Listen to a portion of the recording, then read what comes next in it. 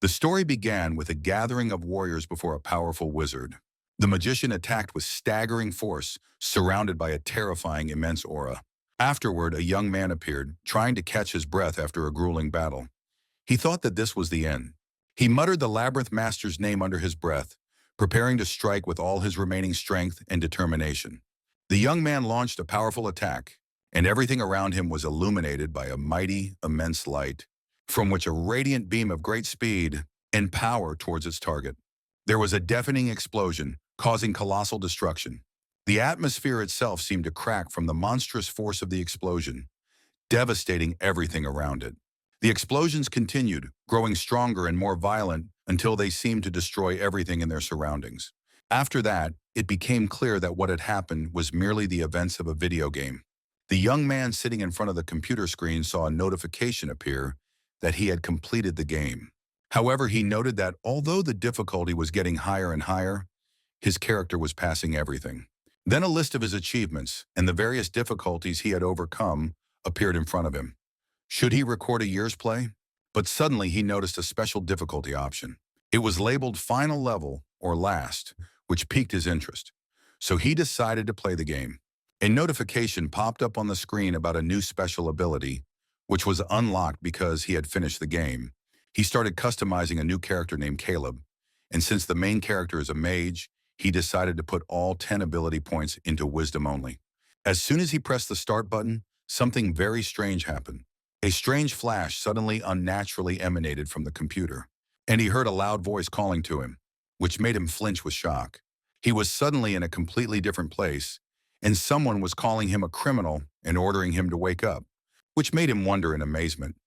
How could they be talking to him? He started trying to convince himself that it was just a dream, wondering how he could be a criminal when only a few moments ago he was just playing a game. But the angry man didn't let him think quietly, shouting angrily in his face, then shoved him, roughly knocking him to the ground. The angry man coldly said that death was inevitable and madness would make the pain less, which made the young man wonder again if he was dreaming. And if so, why did he feel the pain? He noted with dismay how realistic the dream was, and wondered with intense fear why it was so vivid. Then an old man appeared and told him that they had all become slaves, that they were the ones who had committed the crimes, and that this labyrinth was their last chance to change their fate. He added that the survivors would be able to free themselves from slavery with the money they earned or go to university. The young man was shocked to hear the name of the university, which he knew well from the game, but never expected it to exist in reality. There was still no way he could believe that he had gotten into the game. Then he was forced to enter the maze along with a group of people, and after a couple of moments, the group of people were already inside. The guy realized that he was the character Caleb that he had created in the game. He immediately expected the worst when he realized that they would be facing extremely dangerous monsters in the maze from the game. He quickly decided to test the characteristics of his companions who entered the maze with him to find out their capabilities as well as his own strength. But his companions were in a state of complete nervous breakdown. One of them tried to calm them down, telling them that everything would be fine. The hysteria increased, and one of them had a mad fit of terror, screaming hysterically that the prophecy said they would all die. The young man realized with great alarm that everyone had lost control of themselves due to extreme panic and terror. He tried to calm them down, telling them that calmness and concentration was what would allow them to survive, and asked them to move in search of a way out. But one of them completely lost control and ran away, screaming to get out of there immediately, which made the young man very angry. Caleb was surprised to see the one running away suddenly stop. And then he was even more amazed when iron spikes suddenly erupted from the man's body. At that moment, a monster with terrifying glowing eyes and sharp fangs appeared, preparing to attack them. One of the men started screaming like a madman, exulting that the prophecy had come true exactly as he had said, while the girl was horrified and shocked to see the blood and sharp points piercing the unfortunate man's back. It became clear to everyone that the prophecy was not wrong, especially after the other man was killed by a spear. Two goblins furiously attacked the young man. Urinal screamed in fear, while Caleb seemed momentarily paralyzed by the tension of the situation. The situation was deteriorating very quickly. The goblins were rushing at them, and Caleb realized with great alarm that they wouldn't survive if they kept this up. The two monsters attacked Caleb in a terrifying and swift manner. and he felt the gravity of the situation, feeling that death was very close. Suddenly, a special ability called a staggered hourglass appeared in front of him, and time stopped for 60 seconds, giving Caleb a chance to move or think. Caleb was completely shocked when he realized that it was now his turn, and that he had a chance to act at this critical moment. He could clearly see that time had indeed stopped, and that the step-by-step hourglass was his new special ability from the game. Caleb tried to calm down and focus, quickly figuring out how to utilize the remaining seconds of the ability. He started counting movement points. It would cost him the use of the ability, and he was trying to figure out the best possible solution in this short time. Caleb was surprised to find that even though time had stopped, he could speak and breathe, without wasting movement points. Caleb realized that he could now speak commands and the system would follow them. Caleb made a decision and started using his magic staff to attack the monsters. He used all of his movement points to quickly and skillfully cast a fireball spell.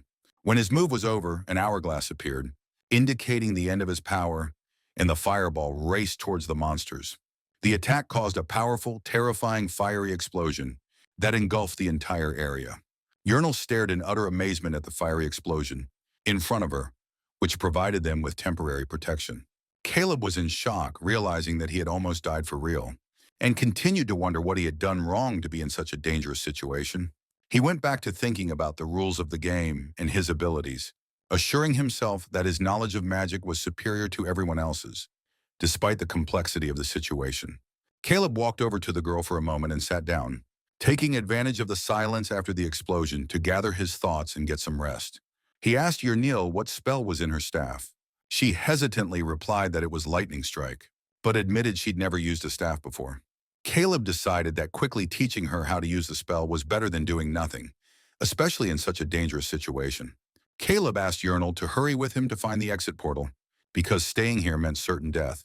With great determination, Caleb assured her that they had to stick together and swore to himself that he would survive at all costs. Caleb began to remember the disaster that had happened years ago, when the monsters broke out of the maze and caused massive destruction. He also remembered how many adventurers and mages had died in this maze because of its extreme complexity and danger.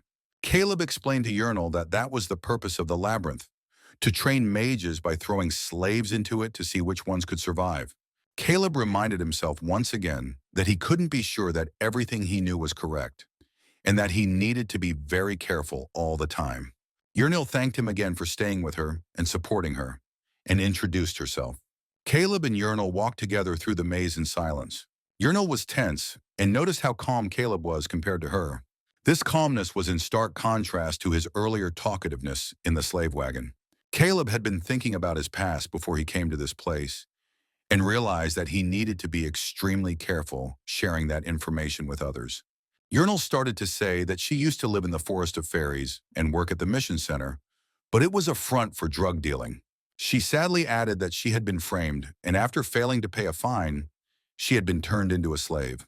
Caleb showed understanding, realizing that she was speaking out of fear. But GH forcefully interrupted her and told her to shut up, causing her to stop immediately and look at him with concern. Caleb was surprised by the system message that his move had begun. He realized he had stepped into a trap without noticing it, and decided to remain calm to analyze the situation. Caleb remembered that traps on the first floor usually popped out of the walls, but luckily there were no holes on Yrnil's side. He considered using his mobility goggles despite the risk, and quickly made sure there were no holes on his side either. He also made sure the ceiling looked intact and assumed the trap was on the floor. He began to remember and analyze the 4 types of traps that appear on the first floor. The first was a trap with rising spikes that pops out of the floor to injure his leg. The second was a trap with exploding iron spikes that causes a powerful explosion and serious injury. The third was a gas trap that causes sleep or poisoning, making victims easy prey for monsters. The fourth was a pitfall trap that caused the floor to collapse, dropping the victim to the lower level with no way to escape. Caleb realized that he didn't have enough time to consider all the possibilities, and that his hourglass ability was about to run out. He decided to act quickly. The guy quickly took his foot off the tile and put it in the same box as his companion, using all his movement points. So he tripped her, and then moved quickly to get her out of harm's way. Yrnil was surprised by Caleb's actions and anxiously asked why he did it. He replied that he did it because he realized that the trap had worked because of her not because of him. Yurnal felt extremely guilty and quickly apologized. She asked him what she should do, and Caleb told her to bring the heavy barrel they had seen earlier on their journey. Yurnal quickly agreed and went to get the barrel Caleb had told her about. Half an hour later, Caleb began to get very worried about her delay, wondering if she had fallen into another trap or encountered monsters. He began to blame himself for sending Yurnal off alone, but was relieved when he heard her voice yelling that she had returned with the barrel. Yurnal came in panting with exhaustion and set the heavy barrel down next to Caleb, who asked her to place the barrel on the tile he was standing on. Caleb made sure the weight of the barrel was enough to hold the trap instead of his foot, and also decided to use his magic staff to move the barrel for fear of another trap. Caleb used a telekinesis spell to move the barrel onto the floor tiles with extreme care. Once the barrel was in place, there was a sudden, powerful explosion in front of them, causing them to jump back in horror. After the explosion subsided, Caleb told Yurnal to keep moving, relieved that they had survived the trap of exploding iron spikes. Although he had survived this time, Caleb knew that the situation was still very dangerous, and that there would be many challenges ahead, especially with the turn-based combat system. Caleb cautiously moved on, confident in the need to use his movement points very wisely in the future. Suddenly, more monsters appeared in front of them. Caleb knew that he needed to immediately get ready and use his hourglass ability to fight. The goblins also stood with smirks on their faces. Caleb quickly applied a fireball spell towards the monsters, relying on the system that informed him that the spell would have a short recovery time before it could be used again. Caleb quickly prepared himself and used the fireball spell again with force, trying to destroy the attacking monsters. He carefully used his movement points to cast the spell, declaring the end of his turn. The fire spell resulted in a massive explosion, and the monsters were quickly and efficiently destroyed, and then were simply left as coals on the floor. Caleb realized that he could theoretically conjure 4 fireballs in one move, which amazed and impressed Yurnal. Yurnal expressed great admiration for Caleb's special abilities and his speed in casting spells, considering it a rare and unique combination of talents. But soon she felt discouraged and told him that she was weak and incapable of using magic, apologizing for feeling like a burden to him. Caleb realized that he might have made a mistake in choosing her as a mage or warrior, but quickly thought that the situation might be different because she was an elf. Caleb asked her how far she could jump, and she recalled that she had been able to jump about 4 meters before. Based on her answer, he realized that her agility was somewhere around level 5. So he offered her a bow and advised her to try it, as she might be more skillful with it than with magic. Indeed, Yurnal felt very comfortable with the bow and said she had used it before in the Forest of Fairies. Caleb was relieved and asked her to provide fire support from the rear while he used the magic wand. Yurnal enthusiastically stated that she would protect Caleb from behind to give him enough time to cast sorcery, and Gigi had almost all of the group's wands already. Yurnal suddenly noticed that someone was following them. In fact, her ears moved, and she loudly reported it to the main character. Caleb stopped and turned around worriedly, but they saw no one behind them. Absolutely no one at all. Yurnal insisted that she heard something from the other side, but Caleb assured her that he didn't see anyone. He asked her to close her eyes for a moment and listen carefully so they could identify the source of the sound. The girl agreed and closed her eyes. Caleb tested Yurnal, asking if she could determine the number of fallen rocks in the neighborhood. Yurnal hesitated for a moment, before answering that there were about 3 stones within walking distance of her. Her skill is sound mapping. He then turned his question to Yurnal, asking about the number of people chasing them. Yurnal concentrated and noticed that about 4 people were approaching them at a noticeable speed. Caleb sensed the danger and decided to avoid a direct confrontation and decided to quickly seek cover. Caleb told Yurnal to hide with him in a certain corner until the enemies arrived, and Yurnal quickly agreed. They hid and waited nervously as the sound of the enemy's footsteps slowly approached, and the tension was building strongly. The girl was also scared. She didn't know what they were going to do yet. Suddenly, Caleb came out of his hiding place to face the group that was chasing them. He stood in front of them, looking angry, and asked why they were chasing them. One of the men laughed slyly and told Caleb that it wasn't him they were after. They wanted the elf girl with him. The men asked him to just hand over the girl and they would spare him. The guy stood with the girl and aimed at them. But the bald bastard said the toothpick wouldn't be able to penetrate their shields and spell them weak. One more move and the guy would be lying dead with the girl. He again advised him of the easy choice, for the guy had offered him to be the 5th member of their team. and nastily suggested he split the girl between them. And the elf stood, anxiously waiting for Gigi's response to that. The men tried to convince Caleb that leaving the girl and joining them was a better and safer option for him, but Caleb resolutely refused. Caleb realized that he would never feel safe with this group and assured himself that he would only feel safer and more comfortable with Urnil. Caleb angrily threatened the men, ordering them to retreat immediately or he would kill them, which impressed Urnil with his courage and strength. The group leader laughed at Caleb's threat, calling it a joke, but Caleb assured him with dead seriousness that he was not joking. The leader realized that a confrontation was imminent and ordered his men to kill them immediately. Caleb quickly activated his special ability, the hourglass, and prepared for battle, his face full of anger. He thought to himself that he had given them a clear chance, but they refused to take it. Caleb quickly prepared for battle, realizing that the staffs he had taken from his former companions could be very useful in this situation while their opponents were in the water, especially the staff with the electric discharge. Quickly, Caleb cast an electric discharge spell that struck the enemies and paralyzed their movements considerably. Lightning struck the area with force, and the enemies received strong electric shocks, putting them in a difficult position. Convinced of their paralysis, Caleb decided to launch a fireball to finish them off one by one. He began to execute his plan. First, he aimed the fireball at the puddle of water below them.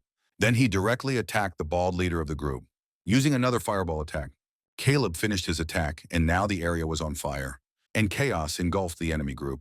The enemies received powerful electric shocks again, leaving them in a state of chaos and intense pain. This caused their weapons to fall from their hands, but not yet the fire charge arrived. This is where the fun part begins.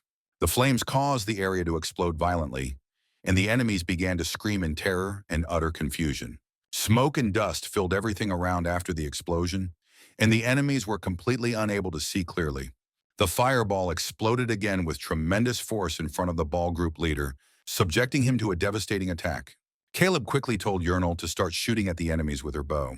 She activated her ability and realized where they were in the smoke. And then she fired her arrows with force and accuracy towards the enemies, hidden in the smoke, and the sound of their screams could be clearly heard. Caleb decided to take a short break, as his spells needed time to recover. Relying on Urnil to secure the situation, Caleb felt that the remaining time before he could use his skills again was suspiciously long, and he was looking forward to using his magic again. Suddenly, Urnil shouted, confirming that she had managed to destroy all the enemies single-handedly, which left Caleb in utter amazement. Caleb couldn't believe what he heard. He was sure he only heard 2 arrow shots, no more. But when he looked ahead, he could see clearly that all the enemy had indeed been hit by Urnil's arrows and were lying there completely dead. A triple kill with 2 arrows. Caleb smiled and joked that Urnil had turned out to be a scarier elf than he had expected. But Urnil admitted that she had been terrified and had tried very hard to hit them. At this point, they were surprised to find that the bald leader of the group was not dead. He suddenly woke up and struggled to speak. The GG noticed this and realized it was time to finish him off 7. The enemy leader asked Caleb in horror, "Who was he anyway?" expressing his amazement at Caleb's advanced magical abilities. The enemy leader seemed broken and very upset by the injustice he felt, desperately asking, "How did it come to this?" Caleb sternly replied that it wasn't injustice. It was their own choice to enter the maze and behave so aggressively. But the enemy leader expressed with great sadness and pain that he had no choice, as he was banished and enslaved for lacking any magical talents. The leader bitterly continued, saying that his life would have been very different if he had even half the power of the protagonist. He snickered. After all, he would soon die without accomplishing anything. GH watched this with a cold-blooded stare. Meanwhile, Urnil felt guilty and apologized to Caleb for telling him earlier that she had killed them all while someone else was still alive. Caleb reassured her that there was no need to apologize and praised her efforts, assuring her that they were safe now. He then asked if this was the first time she had fought. Urnil replied with great concern, admitting that it was the first time she'd ever shot a real person. Caleb also admitted that it was his first time using magic on real people, confirming that they only did it because they wanted to survive. They then searched the enemies. But he felt very confused because even though it was his first time killing someone, he felt strangely calm. GH didn't feel that what had happened was real enough to give him shock. Caleb began to think back to his previous encounter with the goblins and wondered if he wasn't morally stronger after all of the difficult ordeal. After the battle was over, Caleb felt the heaviness of the scene around him. The disgusting smell of blood and burnt flesh filled the air. Despite his apparent strength, he was sure he would never get used to the feeling. Yurnil interrupted his musings when she excitedly called out to him, holding the backpack she had found. They walked over to the bag to examine its contents. The bag contained napkins, a book, a frying pan, bread, a knife, rope, and a wallet. Caleb found an ID in the bag in the name of Abison. He's not here. He assumed the owner of the ID was the original owner of the bag and possibly one of the victims of the group they had killed. Caleb pondered the fate of the ID holder, the possibility of her death, or that the group abandoned and killed her. The GG noted that the bald leader had a basic knowledge of combat tactics, but was unprepared for Caleb's strategic abilities and his use of the environment. The guy wondered for a moment if he would have been killed if they had switched roles. Yeah, he'd probably be dead. Without the hourglass, he'd have a hard time. He quickly dismissed the thought, assuring himself that relying solely on strength or luck was not his style.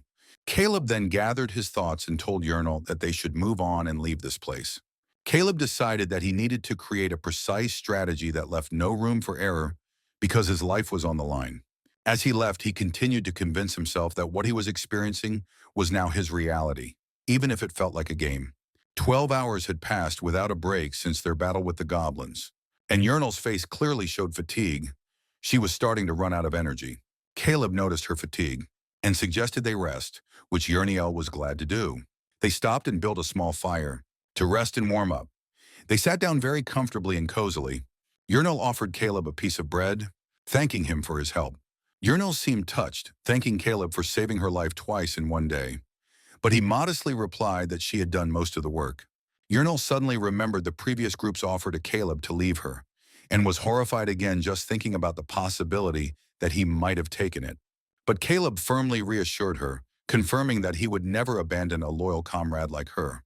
Yurnil then asked Caleb to go to bed first while she was on guard, and he gratefully agreed. Suddenly, while resting, Caleb was awakened by a system notification that he had reached a new third level and received additional points.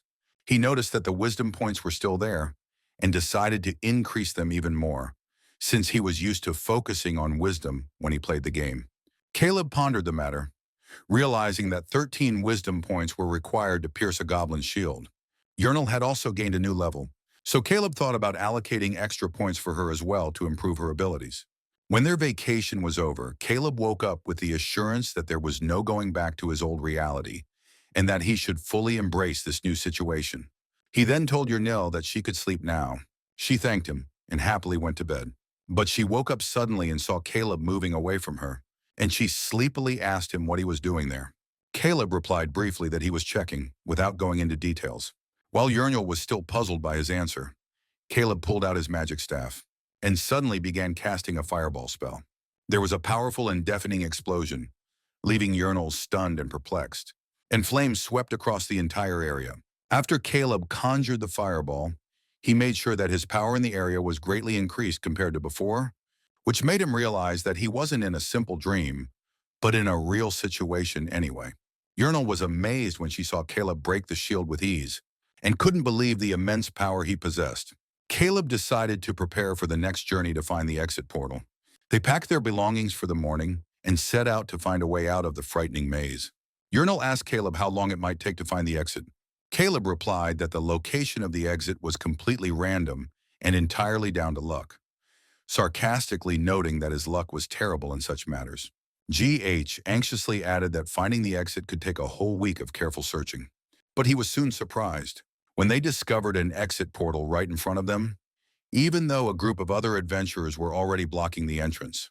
The guy noticed by their gear that they seemed to be a strong and experienced team and realized he had to be careful in dealing with them. One of the group approached Caleb and Yurnil and asked if they were that team of slaves from the magical college. Caleb calmly answered in the affirmative, though he felt the situation had become a bit hostile. The red-haired Viking asked his co-worker, Emma, when the magical college sent that team of slaves to the labyrinth, and she replied that it was 10 o'clock in the morning. Viking marveled at how rare it was for a slave team to survive that long in the labyrinth, especially since the elf already had a bow. The girl was immediately frightened. and Caleb wielded a powerful magical staff with a fireball. Caleb confidently confirmed that he had a staff with a fireball, which impressed a strong-looking adventurer named Zikal, but Zikal said it was best not to linger here too long. Emma suggested that Caleb join them, saying that his apparent self-confidence made him a suitable candidate. The team discussed that the guy might be like Avison. That's not good. GH wondered if Avison was in their group and asked them if they had lost a comrade. The lowly adventurer explained that they had lost Avison then, during a fierce battle with a monster called the Black Wasp inside the labyrinth. The Viking was very sad. It was his favorite partner. Emma quickly intervened, explaining that Avison wasn't quite dead and could be revived if they could find a resurrection scroll. But the team realized that it was impossible to leave now to search for the scroll outside, and Emma insisted on making a quick decision. Caleb concluded that it was a room with an exit, but inside there was surely a maze boss who could not be defeated without a powerful mage. The team began discussing what kind of monster might be inside, ruling out undead because they had a priest on their team. They considered options such as a troll, a salamander, or a copper goat. Caleb quickly considered the possibility of the boss being a flying type of monster. If so, they would show some of the possibilities. After a quick analysis, Caleb clearly concluded that the boss in the room with the exit was a poisonous spider. The team was shocked at Caleb's ability to determine the type of boss with such speed and accuracy, puzzled at how a mere slave could know such a thing. Viking asked GH if he knew some information about the maze, and Caleb confidently replied that he knew something. He began to describe to them a poisonous spider, a terrifying monster, that uses a poisonous web, a spider's web. Caleb explained that the spider moves at incredible speeds, attacking team members to paralyze them, causing them to slow down and go blind. He added that the moment an adventurer is caught in this spider's web, he becomes completely immobile, and the only way to defeat it is with a mage who can use fire spells. GH explained that the usual strategy is to set the ceiling of the room on fire, which causes the spider to come down and finish it off there. Caleb continued to speak confidently, assuring the group that they desperately needed him at this point. The group members readily agreed with his words, recognizing his intelligence and quick thinking. They finally decided, and simultaneously invited Caleb and Yernil to join their team. But Caleb declined, clearly and firmly. Everyone was surprised by Caleb's firm answer, and didn't understand his flat refusal of what they thought was a good offer. Yernil was deeply shocked by Caleb's sudden refusal and asked in bewilderment why he had turned down such a valuable opportunity. Caleb calmly replied that it was just a great opportunity to defeat the boss and get out of the maze. However, Caleb pointed out that there was an important problem that the group had failed to mention. He told the girl that this gate doesn't let in more than 4 people.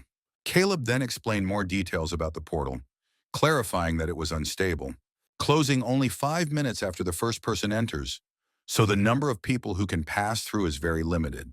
Caleb continued his explanation more clearly, stating that he was the only one the group needed because of his magical abilities, which simply meant that the group was asking him to leave Yernil here. Viking was surprised at Caleb's ability to analyze the situation so deeply, so he asked him his name again. The adventurer explained that the ideal situation would be to get them both out of the maze, but unfortunately, there was only one vacant seat in the group for the wizard. The Viking said he wished he could give Caleb a chance to get out alive, but unfortunately, he couldn't take Yernil with him. A heavy silence descended on everyone because of the clarity and complexity of this request, especially when a look of shock and fear appeared on Yernil's face. She looked at Caleb with intense anxiety, whispering his name in a voice shaking with fear and worry. At this point, GH began to think deeply, realizing that their offer was very tempting. But then he would remain a slave and be taken back. And this group would most likely not help him after they got out. After deep thought, Caleb decided with firm determination that he could not leave Yernil under any circumstances, and that he would not abandon his trusted companion. The entire group was shocked by Caleb's determined and clear answer. The protagonist said that he had no intention of leaving Yernil alone. Instead, he smiled and then decided to make an alternative suggestion to the group, explaining that they could hire them. The Viking were stunned and confused by this sudden offer and asked in disbelief, "Is he choosing money over the gate?" And since that was the case, the redhead quickly asked, "How much do they want?" Caleb announced with great confidence that the required fee was 10,000 gold, which stunned everyone, especially Yernil. It was too much after all. But Caleb was fully aware of this fact, calculating that the treasure they had collected so far in one day was worth about 2,000 gold pieces. He also took into account the ransom required to free himself and Urnil, which amounted to 6,000 gold pieces, and that the remaining sum would be enough to cover potential unforeseen expenses. The adventurers discussed the matter amongst themselves, a little hesitant about the high sum requested, but they also realized that they had no other choice because of their dire need for a mage. At this point, Caleb realized that his main leverage in these negotiations was Abysson's presence, and that they desperately needed to act before her body began to decompose. And GH smiled. They would have to accept his terms. The adventurers looked visibly upset when one of them angrily confirmed that they didn't have time to think and look for another mage. Caleb offered to confirm the agreement with a formal oath similar to that of a priest, suggesting they swear before a goddess named Nathaniel. Emma quickly agreed, confirming that an oath taken before a goddess could never be broken. Negotiations began in earnest over the amount. The Viking offered 9,000 gold pieces, but Caleb cleverly raised the price to 9,500 gold, which impressed Urnil with his audacity. Negotiations over the price between Caleb and the adventurer continued, but eventually the Viking agreed to it. Despite the adventurer's hesitation, he reluctantly agreed, and Priestess Emma invited them to join the team. Everyone stood before the exit portal, and Priestess Emma began to formally announce the terms of the contract, proclaiming the agreement in the name of the goddess Nathaniel. The adventurer team will hire Caleb and Urnil for 9,500 gold, provided the adventurer team exits through the portal. If either party is destroyed, the contract will be canceled. Emma asked the representatives of both teams to make a formal oath in front of everyone. Both officially affirmed the oath. The teams then proceeded to complete the mission, heading together to the next room. The team entered the room, which was dark and filled with thick cobwebs, which made Caleb cautious as he expected traps. Caleb quickly noticed neutral objects, scattered in the corners of the room. They were the explosive boxes that adventurers sometimes use to escape crisis situations. Caleb warned the group about the cobwebs on the floor, explaining that it was very sticky and would get in the way. Viking pointed out that they just needed to set the cobwebs on the ceiling on fire to make it come down. But at that moment, everyone was surprised by a swift attack from above. The boss spider appeared suddenly and intimidatingly. The spider began to shoot its web at an incredible speed towards the team, causing panic among them. The Viking fought it off. The adventurer yelled at Caleb to use the fireball. The boss spider clearly appeared on the ceiling and began to quickly attack the team, which made the GG realize that the opportunity to attack him was now. Caleb realized that he only had a limited chance to deal a powerful blow to the spider, and that he had to deal as much damage as possible in a single moment. Very quickly, Caleb used his special ability, the hourglass, and launched 4 fireballs in a row at the spider. The flames spread massively throughout the area, creating huge explosions that engulfed the entire place in flames. The spider took direct hits and shrieked in pain from the force of the explosion and the burning of its web. The adventurers were stunned by Caleb's power, perplexed as to how he managed to make 4 fireballs at once without a verbal spell. The fire was still spreading as well. Caleb shouted, warning the team to focus, as this was their only chance to do as much damage to the spider as possible. He then quickly called out to Urnil to aim her arrows at the spider at the right moment. Urnil accurately and quickly released her arrows towards the spider, in perfect conjunction with Caleb's fire attack. The attack continued relentlessly, but Caleb suddenly realized that a normal bow would not be effective against a boss as strong as the spider. There was another explosion of energy.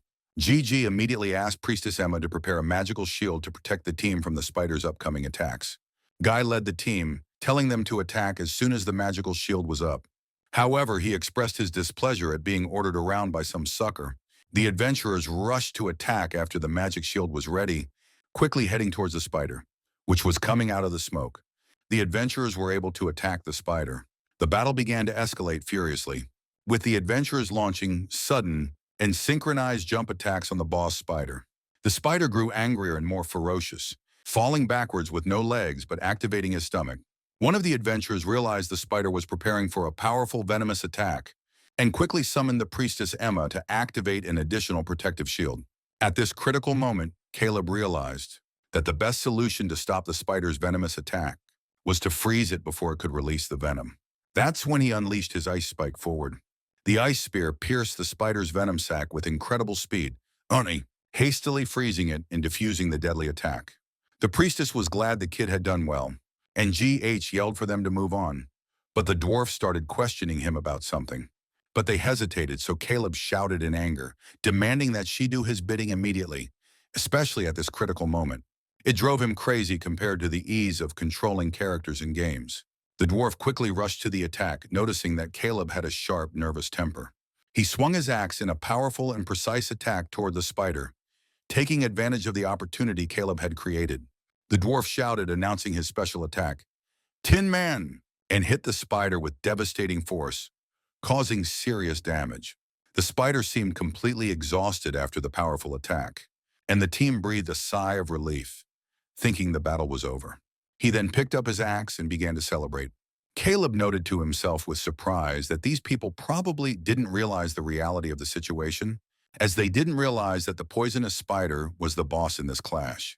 Caleb continued to monitor the situation closely, knowing that the chance of a second phase was very slim, but the possibility existed under the circumstances. The team was celebrating their false victory, but Urnil noticed Caleb standing motionless. Caleb was holding his magic staff and looked extremely tense, which made her anxiously ask what was going on. Urnil looked up and was immediately horrified when she realized that the battle was not yet over. She cried out in terror, Caleb, there's something up there! The adventurers tried to see what Urnil was pointing at, but the darkness upstairs made it hard to see anything. Suddenly, the ceiling began to shake, and it was covered in spider eggs, and there were clear signs that something dangerous was happening. The team was in shock as they were not prepared for Phase 2 and had no idea what was going to happen next. Caleb gave an urgent order to Urnil, telling her to roll the explosive barrel as hard as she could to the designated location. Urnil reacted quickly and forcefully rolled the barrel despite her intense anxiety. The dwarf was confused by Caleb's request to throw the explosive barrel, stating that he didn't know where to aim. Caleb quickly intervened and ordered Priestess Emma to cast weapon light on Urnil's arrow to clearly mark the spot. The priestess quickly cast the required spell, allowing Urnil to fire her glowing arrow. Urnil shot the arrow into the ceiling with force and precision, illuminating the desired area perfectly. The team could clearly see the location of the spider eggs above, and immediately knew where to aim the explosive barrel. The barrel was thrown toward the target at high velocity and began climbing toward the spider eggs. Caleb seized the moment, reactivated his hourglass ability, and launched a fireball spell at the barrel. The barrel exploded with tremendous force, causing massive damage to the spider's eggs. The adventurers were amazed at Caleb's incredible skills, as he cast the spell with lightning speed and without a verbal incantation, wondering in amazement if it was always that easy. The adventurers realized that even though Caleb was a slave, his magical talents and abilities were truly amazing, making them wonder where such an exceptional magician had come from. At this moment, an exit portal finally clearly appeared in front of everyone, heralding the end of the battle and the team's success. With the spider eggs destroyed, everyone finally breathed a sigh of relief. Caleb thought to himself that although fighting a team of professional adventurers was easy, you can't control everything like in a game. Suddenly, one of the adventurers approached Caleb, and with obvious nervousness asked him who he really was, wondering what he was all about. The adventurer's tone quickly changed, expressing his amazement and deep admiration for the hero. He jokingly asked if Caleb was trying to kill them all with his excessive strength, emphasizing how impressed he was with his performance.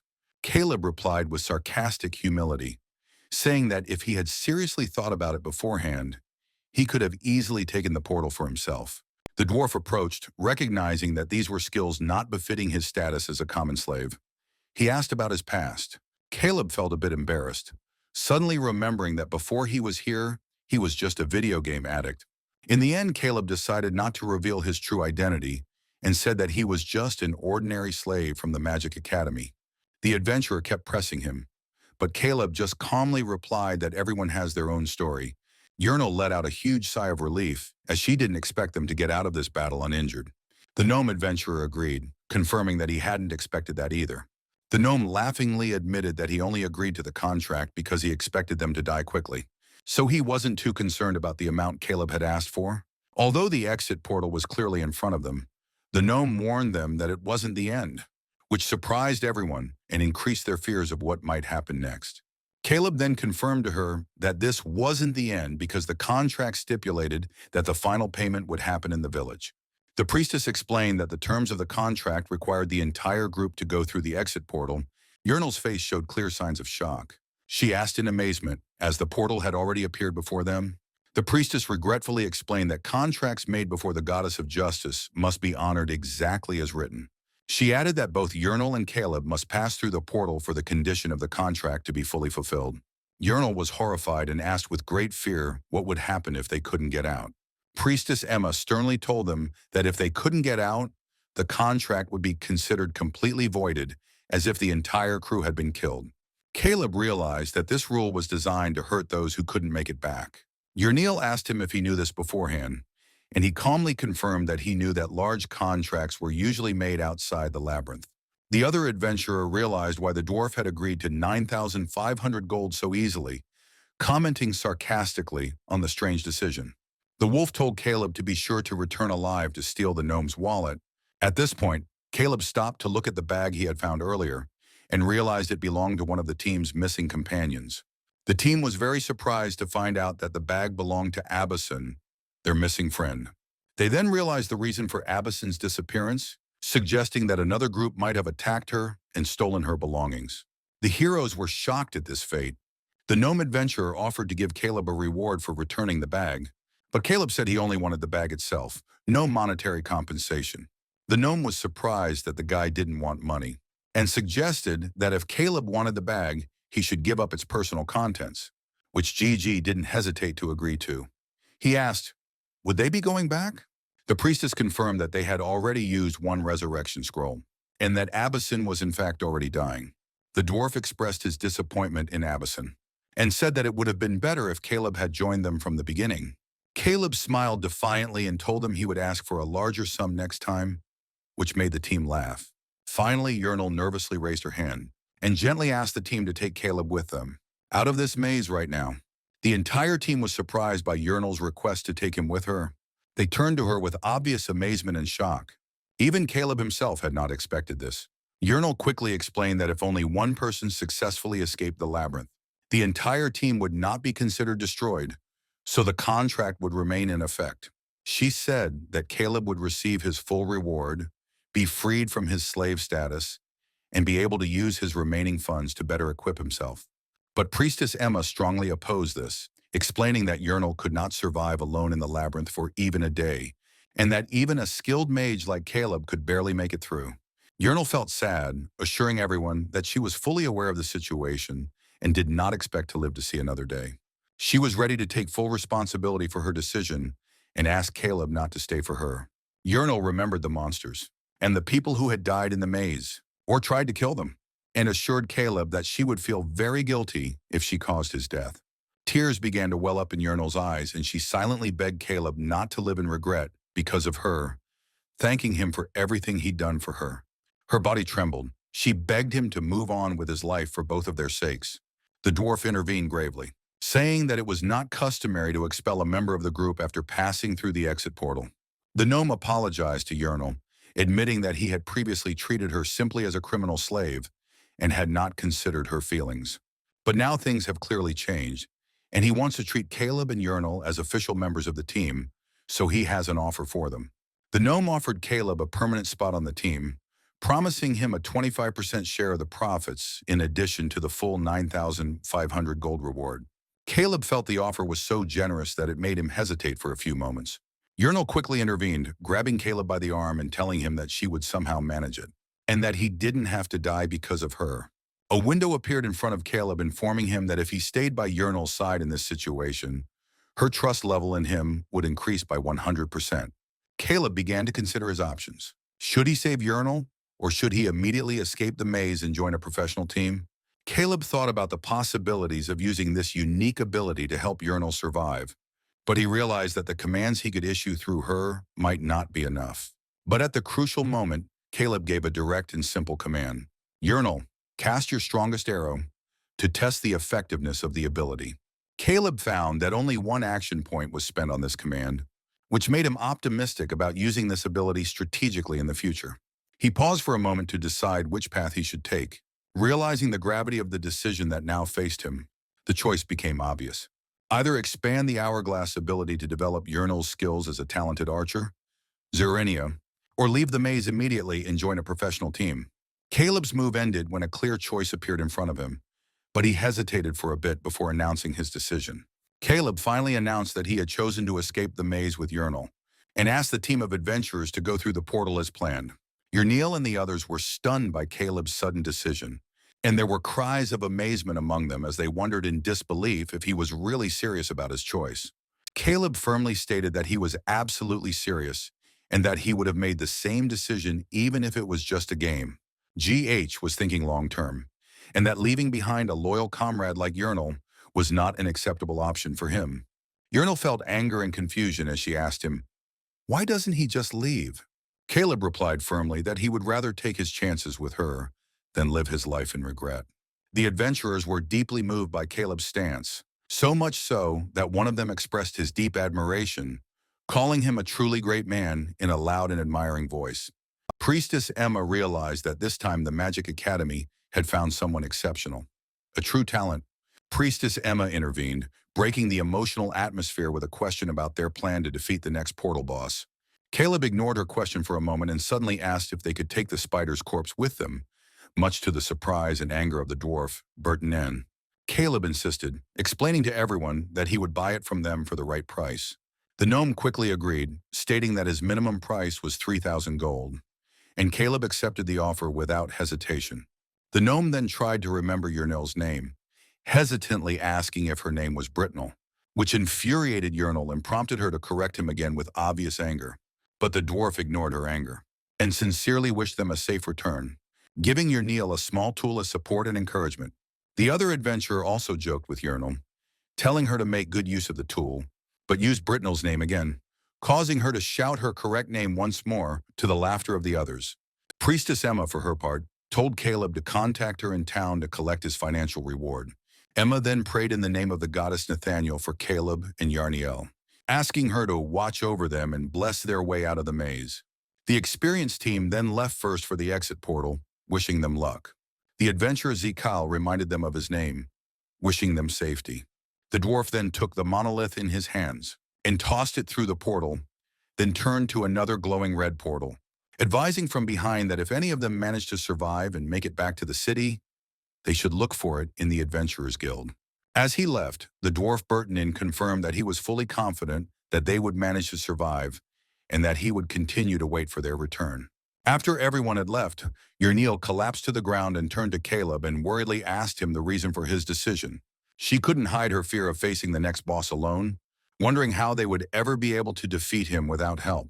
Caleb calmly reassured her, confirming that his body and mind, which had spent years depending on games, had already accurately calculated the possibilities.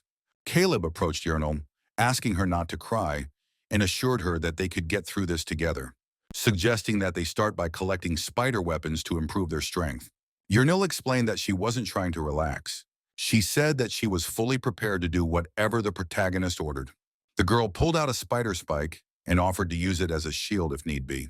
She turned around and asked the GH, "Wouldn't it be faster to collect the spider's fangs together?" The guy said there was a reason for that, so the girl continued to chisel the rock further. GH realized that the success of retrieving the item depended on the agility score. Urnil was quick at the task, surprised to find a great talent for such missions. Caleb knew he needed to learn his new expansion ability and prepare himself for the battles ahead. He found that Urnil's trust level in him had reached 100%, which meant that he could now issue more complex commands. Caleb quickly tested Urnil's abilities by asking her to shoot 10 arrows at once while performing a quick triple axel. Urnil did a brilliant job of executing this command, which made Caleb more quickly realize the limits and possibilities of this new ability. She celebrated her great success with great enthusiasm after she managed to extract the spider's fangs. The girl asked him to move on, for she would be able to make poisoned arrows on the way. The girl was pleased that she had discovered such a talent. Caleb was relieved to see her smile after moments of extreme stress. Caleb then asked her to combine the poisonous fangs with the arrows to create special poison arrows that would help them in the upcoming battle. Despite being fully prepared, Urnil had some doubts about the effectiveness of this new method of combat since she had not been able to do damage earlier. Caleb explained to her that the problem was the quality of her equipment and that it was mostly about the tools she possessed. He assured her that all they needed to do now was improve the arrows, because making new bows was much more difficult. The girl began to create poison arrows, realizing that this method could give her immense power even with a normal bow. After Urinal started making poison arrows, Caleb told her that he was counting on her. Despite her low level, Urnil quickly surprised him with her quick and easy success in preparing arrows. It amazed Caleb and made him wonder how she did it. Urnil simply told him that she had only touched, and the result was a stunning success in preparing high-quality poison arrows. Caleb was amazed at Urnil's success and advised her not to use those arrows unless he gave her a direct signal during the battle. Caleb then decided to test a new feature added to his hourglass, which allowed him to give specific commands to Yarnell during his turn. As an initial test, Caleb asked her to take a water bottle out of her bag and give it to him. Caleb was surprised to notice that this simple command did not consume any of his own action points. Yarnell gave the water to Caleb and he asked, why did she choose to do that? She explained that she felt he might need it because he suddenly looked hyped and thirsty. After this successful experiment, Caleb began to think of the best way to strategically utilize this new feature in his life. They moved confidently toward the next battle, and Caleb used his hourglass ability again, giving Yarnell clear orders to coordinate a joint attack. Caleb used a fireball spell to finish off one and asked his companion to shoot the other in the leg. While Yarnell shot a poison arrow at one of the monsters to quickly destroy the other, the flames quickly reached the goblin, as it also pierced his knee through his leg. Immediately, GH pointed his wand at the goblin's head and shot a fireball at it.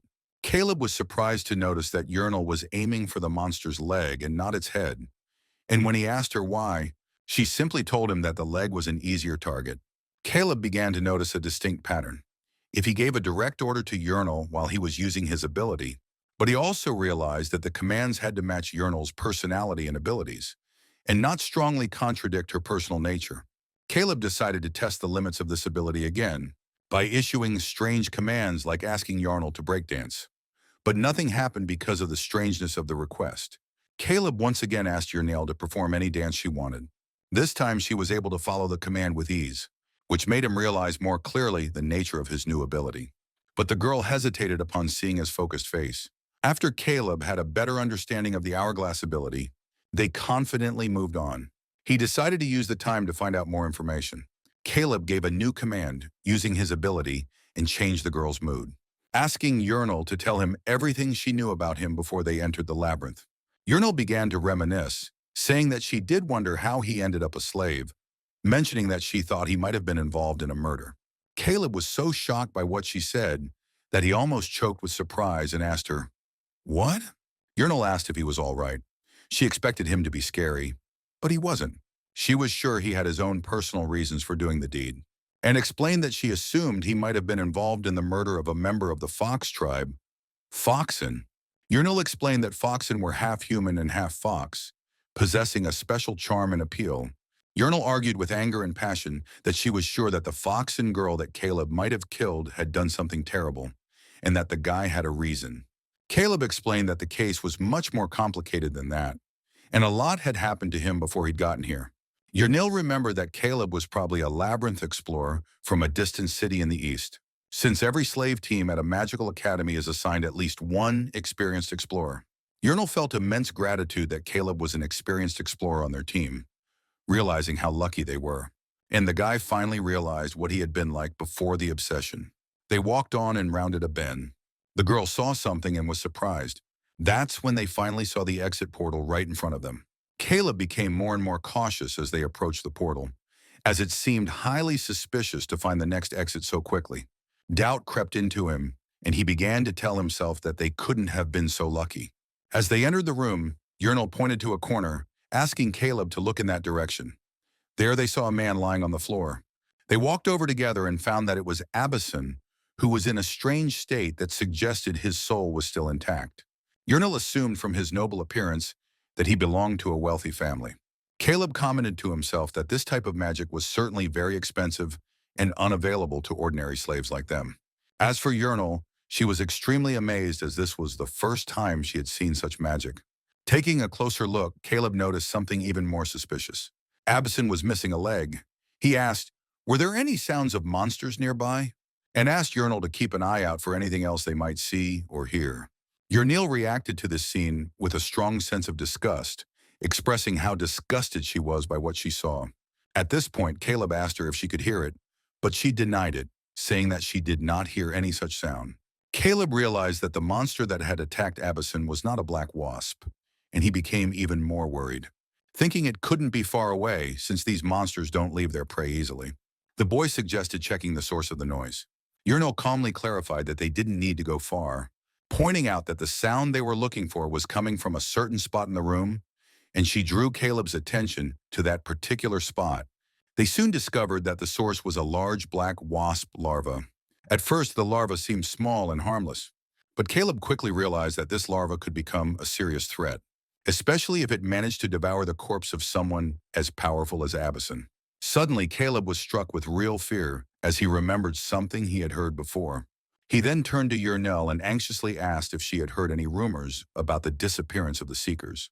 Yurnel confirmed that she had indeed heard of an attack from the back, where an entire team of adventurers had been wiped out by the trap, and Caleb's face showed clear signs of worry.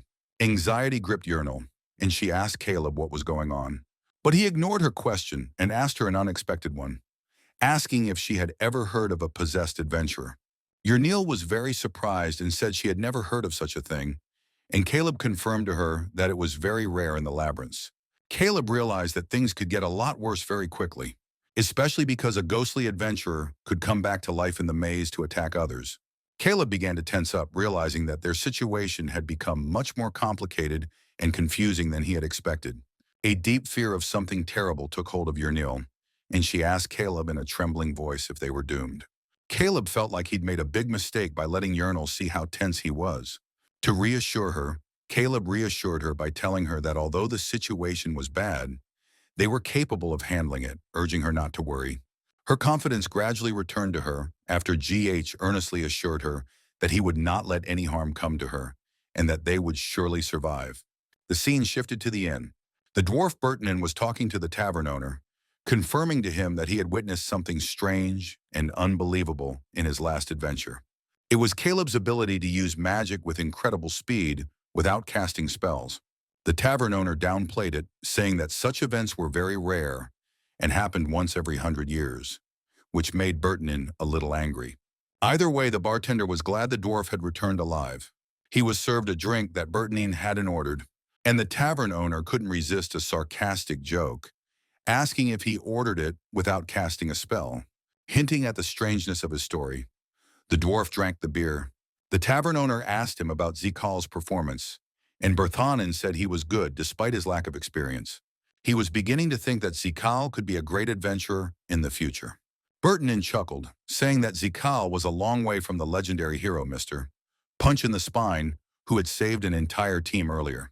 While Bertinin sat with his companions in the tavern, chatting and laughing, a woman suddenly burst in, shouting and asking if the dwarf among them was Bertinin himself. She asked them impatiently and anxiously about her son Abyssinus, asking if he was dead.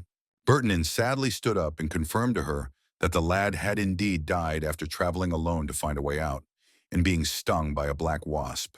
Events in the tavern heated up as Abyssin's mother was devastated to hear the news of her son's death. She expressed her shock and anger, reproaching Bertinin for not taking good care of him, while her other son tried to calm her down.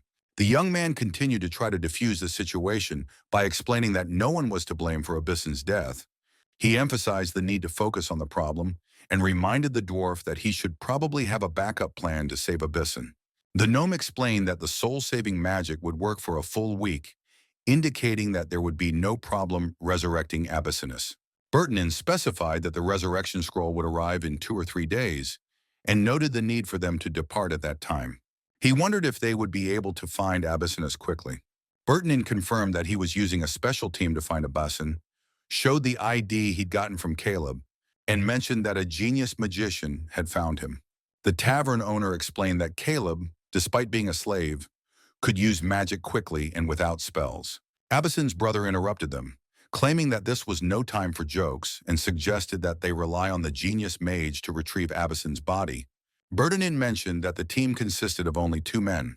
Clarence, Abyssinus's brother, objected strongly, expressing his sarcasm at the idea of a team consisting of only 2 slaves. and insisted on forming a full crew, whatever it took to quickly retrieve Abyssinius' body. The payment is immeasurable. Suddenly, some visitor approached them and asked, exactly how much are they willing to pay for this assignment? A strong and intimidating-looking level 3 adventurer appeared, offering his services, though they were not as cool as the dwarf. Clarence responded angrily, demanding that the adventurer shut up and trying to stop him from continuing to provoke. The adventurer quickly retreated, gripped by fear, as he sought to preserve his life by any means necessary. Clarence insisted that relying on money alone would attract more such adventurers, and his mother asked, what to do then? Clarence announced his intention to go on his own with Bertinin to find Abyssine, which surprised the mistress of the family. However, Bertinin welcomed the idea, thinking that having a level 5 mage with them would be very useful. But the eldest son said he decided to bring his brother back himself and expressed great interest in the genius mage Bertinin mentioned. Elsewhere in the labyrinth, Caleb gave serious thought and told Yrnil that perhaps they should surrender. Yrnil expressed her surprise, while Caleb explained that they were waiting for a group of dwarves or their food might run out in just 2 days. Meanwhile, a dangerous black wasp larva has appeared. It acts as a boss and its odor repels other monsters. Caleb argued that if the larva stopped spreading its odor, the other monsters would immediately attack. They should move faster. Caleb continued his analysis of the situation, explaining that waiting is a big risk, and that the solution was to move quickly and cautiously, as they didn't have enough strength for a direct confrontation with Bekotek, the master of backstabbing. Yrnil expressed her concern by asking Caleb if they were really capable of overcoming a backstabbing attack. He replied with feigned confidence that there was a way, but it was a very difficult one. Yrnil showed her enthusiasm and determination, assuring him that she was willing to do anything Caleb asked. Caleb answered her firmly, emphasizing the need to execute a complex and harsh strategy and urging her to be fully prepared. They began to execute the brutal battle plan, attacking the monsters with great force, using all their abilities in perfect coordination. Caleb calmly and confidently stated that complacency was no longer an option, and that they must destroy every monster that got in their way. Caleb stated in a harsh tone that they would kill 100 goblins or more that way, which made Yrnil realize the seriousness of his intentions.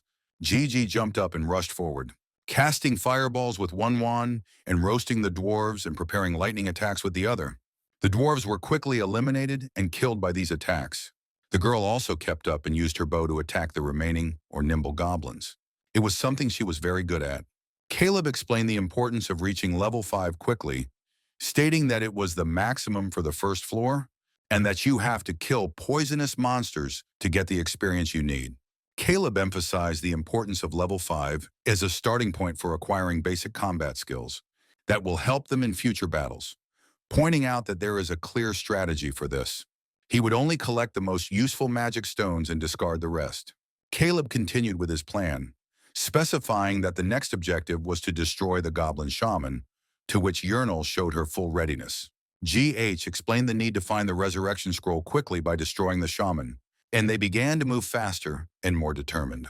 After a long and grueling battle, they sat down by the fire to rest. Caleb praised Yrnil's performance, confirming that their preparations for the upcoming clash were finally complete. With obvious exhaustion, Yrnil realized that the larva's breathing was getting weaker, just like her own. It appeared that the larva was on the verge of death because it hadn't eaten in days and would probably die by tomorrow. After a moment of silence, Yrnil worriedly asked if they should feed Abyssine to the larva so they could stay alive. Caleb was taken aback by her sudden question and said they still needed him. Caleb warned her of the danger of harming a spiritually preserved body, as that was a grave sin, but they were lucky to find everything they needed in time. Yrnil was surprised and asked him what he was doing at that moment. Caleb replied that he was filling a barrel of water with special stones, which was an integral part of his plan. At that, Yrnil felt a great sense of relief, as she was finally close to getting some rest. Yrnil suggested to Caleb that they take turns being on sleep watch, and the boy immediately said he would sleep first. However, there was a faint doubt in Yrnil's mind, and Caleb said he needed to sleep for level and strategy planning. Caleb suddenly decided that instead of sleeping, he would continue on duty for another half hour, and informed Yrnil of his decision. Yrnil was very happy and thanked him for his sudden decision to stay awake for a while longer. She wished him a good night's rest, But to herself, he was a little surprised at the unexpected dark side of Yurnal's character that he had recently discovered. Caleb then entered a state of rest and told Urnil to wake him up in 2.5 hours. While he was resting, a notification appeared that he had entered the resting state and that both he and Urnil had upgraded well over the past 2 days. Continuing on their way, Caleb indicated that they were approaching the last room with an exit. Urnil replied with obvious concern that she didn't doubt him, but wondered about the seriousness of his plan. Caleb told her never to doubt him, that what she was seeing wasn't everything, and that his plan to defeat the boss was still on track and hadn't changed. Urnil was a little embarrassed and said that she didn't mean to question him. She was just wondering if the clothes and gear would really help him out. Caleb suddenly appeared in black wasp egg armor, explaining to her that black wasp eggs were extremely durable and would provide him with excellent protection. They gathered their wits and confidently moved towards the final boss room, ready for the anticipated battle. As soon as they entered the room, they were surprised by the boss who was preparing to meet them. But he was different and more ferocious than they expected. Caleb didn't hesitate and confidently challenged the boss. The boss smiled and began to chuckle softly. There were red marks on his skin. Caleb was surprised by the boss's suspicious smirk as he looked at them, preparing to start the battle. The boss launched his attack with great power and speed, and they tried to dodge his furious attacks using their skills and quick movements. Caleb suddenly noticed that the boss was using a special skill called back jump attack, which made him pay attention and move quickly to block the attack in time. Caleb realized that the boss was now right behind him, but he had already anticipated this move, preparing to counterattack with a well-thought-out plan. Caleb gave a direct order to Urnil to use the water to immediately attack the boss as he fell from shock. They attacked together coherently and accurately on the boss, which was hit hard thanks to Caleb and Urnil's perfect coordination. The boss was subjected to very powerful attacks, with a bucket of water, which confused him a lot and made him retreat a bit because of the force of the blow. They took the opportunity again, with Urnil unleashing a straight water jet at the boss. Caleb finished his attack by launching an ice spike spell at the boss in an attempt to end the battle quickly. But the boss used a special skill called Shadow Leap, an ability that allows him to flee the scene of an attack with incredible speed. Caleb realized that the boss had no movement skills left. Immediately ordered Yarnell to use the electric arrow to hit the water barrel he was about to lift into the air. Yarnell reacted with astonishing speed and fired a precise electric arrow into the barrel, and the water splashed all over the cave, hitting the boss as well. Caleb took another moment and cast the ice spike spell again, unleashing a devastating attack on the water and the boss. As a result of this powerful attack, they were able to temporarily immobilize the boss, as he was suddenly paralyzed and unable to move for a while. The GG realized that the entire space was in ice and wondered what his opponent would do now, expecting him to use special movement skills. Suddenly, his opponent attacked him from an unexpected place, shattering his egg armor, and Urnil screamed his name in horror. Urnil asked Caleb with great concern if he was all right. He quickly reassured her, confirming that he had miraculously escaped injury. He admitted to himself that this was the first time he had used this strategy, but was grateful for the effectiveness of the shield he carried. Just then, he noticed a magical throwing dagger being thrown at him. He was lucky, for the great distance reduced its destructive power. The opponent grasped his sword and tried to launch another furious attack, but Caleb predicted his opponent's next move and decided to prepare for a vanishing attack.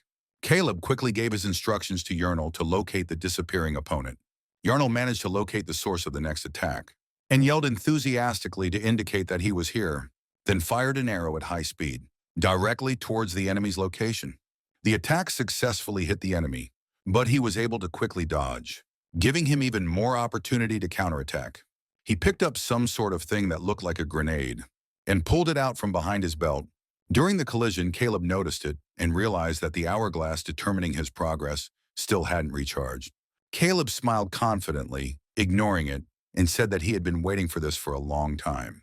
He activated the ice spike right on the larva, and in a second she was finished. That was how long they had been messing with her. The attack was effective, and it allowed Caleb to greatly increase his level at this critical moment. Suddenly, Caleb found that he had gained a new special ability called Kill Pulse, a powerful combat skill. After using the new ability, Caleb was able to defeat his opponent with amazing ease and recover 2 points. He was surprised at how the game conditions had changed from normal, causing him to reevaluate the situation. Then Caleb noticed another opponent a few meters away and decided not to hesitate to attack again, taking advantage of the situation. Despite his fatigue, Caleb hoped that his plan to give his opponent a quick strike would succeed. He quickly prepared for his next attack using the lightning skill, hoping that this time the attack would be decisive. Caleb launched his attack using lightning. The strike was powerful and loud, causing serious damage to his opponent. In the next moment, the area exploded with tremendous force as a result of his intense attack, adding to the power and ferocity of the battle. In this decisive moment, Caleb confirmed with full confidence that his skills as a marksman had always been at a high level, even when he was in the army. With great excitement, Caleb asked the girl about the location of the enemy, and he quickly pointed to the right place. Caleb threw another powerful icy blow in the direction indicated, and this one again hit the target with precision. The enemy was clearly hurt by the powerful ice strike, and Caleb realized that this was the perfect moment for a decisive strike. He shouted to Urnil not to hesitate and to attack immediately. Urnil immediately complied with his request and fired a very precise electric arrow directly at the stunned opponent, making the situation even more tense. Since the opponent was suffering greatly, Caleb convinced himself that this was the last battle, and regardless of the enemy's level, this was the decisive moment to defeat him for good. The guy made sure that exposing himself to the enemy would deal continuous damage to him for at least 20 seconds, reinforcing the effectiveness of his strategy. But something was wrong, as he realized that even a few seconds in a battle like this could be crucial to victory or defeat. He waited for the boss to stop resisting and die. Suddenly, there was an explosion at the place of his almost defeated opponent. Caleb decided not to hesitate and told Urnil to immediately proceed with Plan B. Urnil was shocked, for Caleb had hoped that it wouldn't come to this alternative plan, but he was fully prepared for such a situation. At that moment, Caleb realized why possessed adventurers were so dangerous. They could utilize the special powerful skills of adventurers. But he had prepared for this difficult battle and was glad that he had a backup plan in case of such harsh conditions. Earlier, Caleb had calmly assessed the situation and told Urnil to release only one poison arrow to begin with to see the result. Urnil hesitated, pondering whether to use both arrows at once to guarantee victory. Caleb began to doubt his opponent because of his claim that he had single-handedly defeated the Black Wasp without any help. He felt there was something suspicious about the story and wondered if back attack had the ability to heal or resist poison. After all, despite his excellent skill in movement and speed, he couldn't defeat the Black Wasp without getting a scratch from the poison. The opponent was probably poisoned but not dead because he possessed some method or means to survive the poison. Urnil wondered if that meant their opponent could cure poison, but Caleb denied it, saying that their opponent was an outcast, not a mage, and therefore wouldn't use magic. The guy ruled out all the easy options, suggesting that the one most likely had a special ability. Gigi explained to Urnil that their first priority was to confirm if their opponent had an antidote. Urnil became worried and asked if that meant the end of the battle for them. Caleb smiled confidently and said no, confirming that it was time to put Plan B into action. And we were back on the battlefield. The enemy started activating a special ability called Adrenaline Rush, which allowed him to recover most of his health and regain energy. The enemy suddenly lunged at Caleb, jumping on top of him with a swift and brutal attack.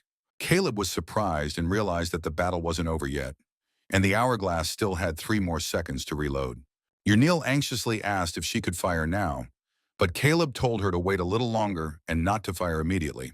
Caleb noticed that the enemy had activated a movement skill to dodge the next attack, and realized that he needed to act quickly to get Urnil out of the way of the attack and successfully execute Plan B. Caleb quickly and gracefully jumped to a better position, ready to execute his next plan at the right moment. From his new position, Caleb cast a lightning spell on his opponent in an attempt to stop his movements. The enemy fiercely counterattacked and moved with great speed to avoid the lightning spell, displaying his superior fighting skills. But Caleb continued to cautiously monitor the situation. Suddenly, the enemy managed to reach Caleb and attacked him furiously, causing Caleb to go into severe shock. The bastard's hand reached out further, and he grabbed Gigi by the collar, preparing to finish him off with a single dagger strike. This was exactly what the protagonist needed, and he called out to Urnil in an emergency. The monster was not thrilled with this turn of events. Urnil tried to help Caleb immediately and shot a poisoned arrow at the enemy with high precision, but the enemy managed to dodge along with Caleb, still holding him by the scruff of the neck. The enemy gave him a direct blow, which made Caleb realize that Plan B needed to begin immediately. The girl watched the whole thing in shock. Caleb recoiled in pain and told himself that the real battle had just begun, and he'd have to use the last potion he was saving for last. But suddenly the bastard's hand dipped into his pocket and pulled out the same potion. The guy was shocked. This thief, even at such a moment, managed to steal his potion and use it. The empty vial fell to the ground, and the bastard brought his sword again for a deadly attack on the protagonist. But Caleb smiled confidently and declared that his opponent was too late and had fallen into his trap from the start. Caleb clearly explained that this was the plan B he had prepared in advance, and asked Urinal to be ready to play her part perfectly. Caleb drank the potion he had, assuring his opponent that he wouldn't be so easy to kill thanks to it. Caleb told Urinal to immediately fire the poisoned arrow, confirming that this was the decisive moment he'd been waiting for. At this moment, Caleb surprised his opponent by using the magic shield scroll he had, which clearly stunned and confused his opponent. Caleb gripped his opponent tightly, using his magic shield, and shouted to Urinal to fire now with all her might. And the arrow was already flying towards them, stabbing into the bastard boss's body. Gigi taunted him and asked how he felt now, having been poisoned twice. The real battle broke out with extreme violence, and Caleb's wounds worsened as the fight continued, until the tension of the situation caused Urinal to scream in terror, worrying about his condition and wondering if he was okay. At the last moment, as Caleb felt his lungs bursting from the wound, he drank another potion in a last attempt to stay alive, convinced that these potions were his last hope of survival. But the monster immediately grabbed him and tried to attack. Caleb was surprised by the direct attack and realized that the battle had reached a very critical stage. The sword was already aimed at the Gigi's stomach, but suddenly the hand stopped before it could even slash his clothes. The dagger fell to the ground. Caleb mustered all his strength and finally managed to throw his opponent to the ground, breathing a sigh of relief and telling himself that this stubborn foe was finally dead. Urinal rushed to Caleb crying in fear and begged him not to die, while Caleb struggled to speak to her and ask her for a healing potion. Anxiously, Urinal said that they had to cross the portal together, while Caleb continued to drink the healing potions one by one. But the pain did not go away. Caleb hesitated and admitted to himself that this was a very dangerous venture. He had used up all his healing potions and could still die from the poison. Urinal begged him not to leave her and die here, but Caleb realized he had no choice but to try. Suddenly, a portal opened behind them, and the GH began to slowly get up. After a period of recovery, Caleb finally stood up, breathing a sigh of relief and saying that he felt like he could breathe again. He praised Urinal for successfully shooting an arrow at the right moment, which gave her confidence and pride in her abilities. But Urinal honestly admitted that the terrain interfered with her view and that she might not have hit. Caleb was well aware of this and explained that all long-range attacks suffer greatly when made from a low position, and he confirmed that his opponent knew this. But he gave the girl the skill of a homing arc arrow, so it made Urinal feel deeply moved and cry with gratitude. After that, Caleb realized that they needed to do something else before leaving. Urinal was puzzled and asked him what he meant. Caleb explained to her that their exit portal still had 2 free slots, and Urinal surprisingly agreed. Caleb decided to take the bodies of the 2 people lying on the ground with them. When they exit the maze elsewhere in the city, the adventurers sat in the tavern awaiting the news, and began to wonder anxiously who would arrive at this late hour. The dwarf asked the noblemen if they had come to check on the arrival of the Scroll of Resurrection, and everyone's anxiety and anticipation was evident. Clarence replied gravely that he must check the arrival of the scroll himself, for his brother's life depended on the success of this mission. Bertanian explained that the scroll they had ordered was due to arrive today, and that they would be able to enter the labyrinth around 5 in the morning. Clarence thought uneasily that the duration of the mission would be short, and the failure of this mission would mean the impossibility of resurrecting Abyssin. He assured himself that he must ensure the success of the mission at all costs. Suddenly, Priestess Emma entered the establishment with enthusiasm, carrying the required scroll. She announced to everyone that she had brought it, but immediately announced other important news. Emma told them in amazement that the entrance portal to the first floor of the labyrinth had just opened, which stunned and shocked everyone with this sudden news. Clarence hesitantly asked if the priestess was sure of this information. Emma said that if the priestess was sure, she was sure. The dwarf ordered everyone to go there immediately to check it out. Meanwhile, the receptionist at the gate of the labyrinth was standing by and grumbled about the adventurers' extremely long delay in getting out.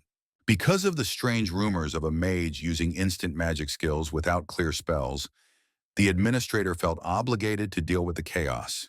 Suddenly, the officer heard a sound indicating that someone was about to exit the portal. She quickly jumped up and asked hopefully if anyone had come out yet. Everyone quickly gathered upon hearing the news, and Clarence hurried over to the officer to see who had come out of the portal. He calmly replied that he was here to check on Abysson's safety, but didn't expect much. Everyone sensed that something was about to emerge from the portal, and the officer hoped that Brother Clarence's condition would not cause him undue concern. The officer cautiously approached the portal to get a clear view of who would come out, but she was surprised and cried out in amazement as she saw him come out, which startled and stunned everyone in the room who had been expecting Abyssin to appear. Just behind him, Clarence appeared, moving quickly and anxiously towards the portal. Suddenly, the body of Beccatak appeared out of the portal, lying on the ground, causing Priestess Emma to scream in shock, saying that the man who had just come out was Mr. Beccatak. Meanwhile, the administrator realized with great fear that half of the people coming out of the portal were corpses. What was going on? Clarence stood in utter amazement, asking himself if it was possible that a team of only 2 people had managed to destroy Beccatak. At that moment, he remembered the widespread rumors of a strange mage who used magic at incredible speeds without spells, and made sure that he really wasn't fooled, especially after discovering the mage's exceptional abilities. Suddenly, someone started coming out of the portal, and it was Yurnal who came out, apologizing for the delay, and for appearing first, but she quickly assured them that Caleb would be out in a few moments. Priestess Emma was beyond thrilled for Yurnal's safety and expressed her great confidence in their success from the start. Bertanen shared her joy, also reaffirming her confidence. Yurnal humbly acknowledged that Caleb had done most of the work in this mission, which surprised the administrator to learn that she was from the Magic University slave team, and she showed great interest and curiosity. The administrator began to feel a great deal of confusion, trying to figure out how a small team of only 2 slaves could defeat someone so powerful, especially since they were a group formed only a few days ago. The officer's confusion grew more and more, and she wondered with great amazement how these 2 adventurers had managed it. The portal began to exude energy again, and Caleb emerged from it, in an extremely heavy and exhausted state, badly scarred from his wounds. His appearance stunned everyone who watched him emerge. Emma was shocked and asked in amazement if this young adventurer had really caught Beccatak and had even managed to bring Abyssin's body. Meanwhile, Bertanen asked with great concern if anyone was injured, judging by the blood covering his body. Despite his injuries, Caleb replied with a cold, sarcastic calm, saying that they were making a lot of noise for no reason. He then turned to Priestess Emma and asked for the agreed-upon money, at least 8,000 gold. Suddenly and without warning, Caleb collapsed in front of everyone. Yurnal screamed his name in horror, begging him to stay alive. The scene then shifted to Nathaniel's temple. Caleb woke up on a bed in one of the rooms of the temple, feeling extremely tired and exhausted. Caleb asked the priestess sitting next to him what had happened. She told him that he had passed out right after coming out of the portal. It was due to severe poisoning caused by overuse of healing potions without an antidote. At that moment, Caleb remembered something important and asked about the financial reward he was to receive. The priestess smiled and pointed to a table in the room, telling him not to worry as the money was there, and he could check for himself if he wished.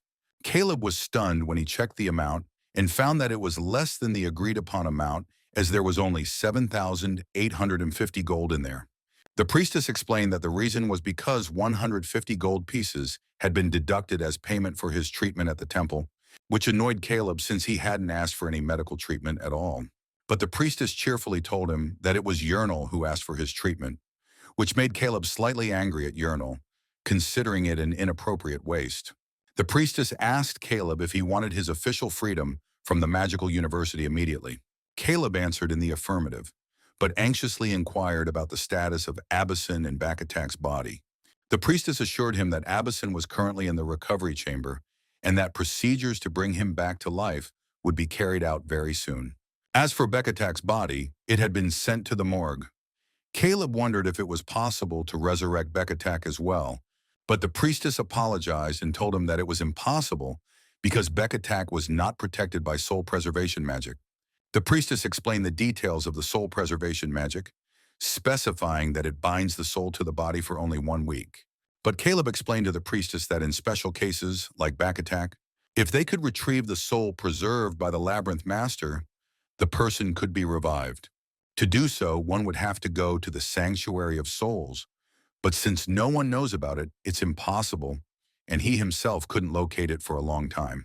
After a brief discussion, Caleb decided to go and check things out for himself first, and the priestess bid him farewell, wishing him luck and blessings.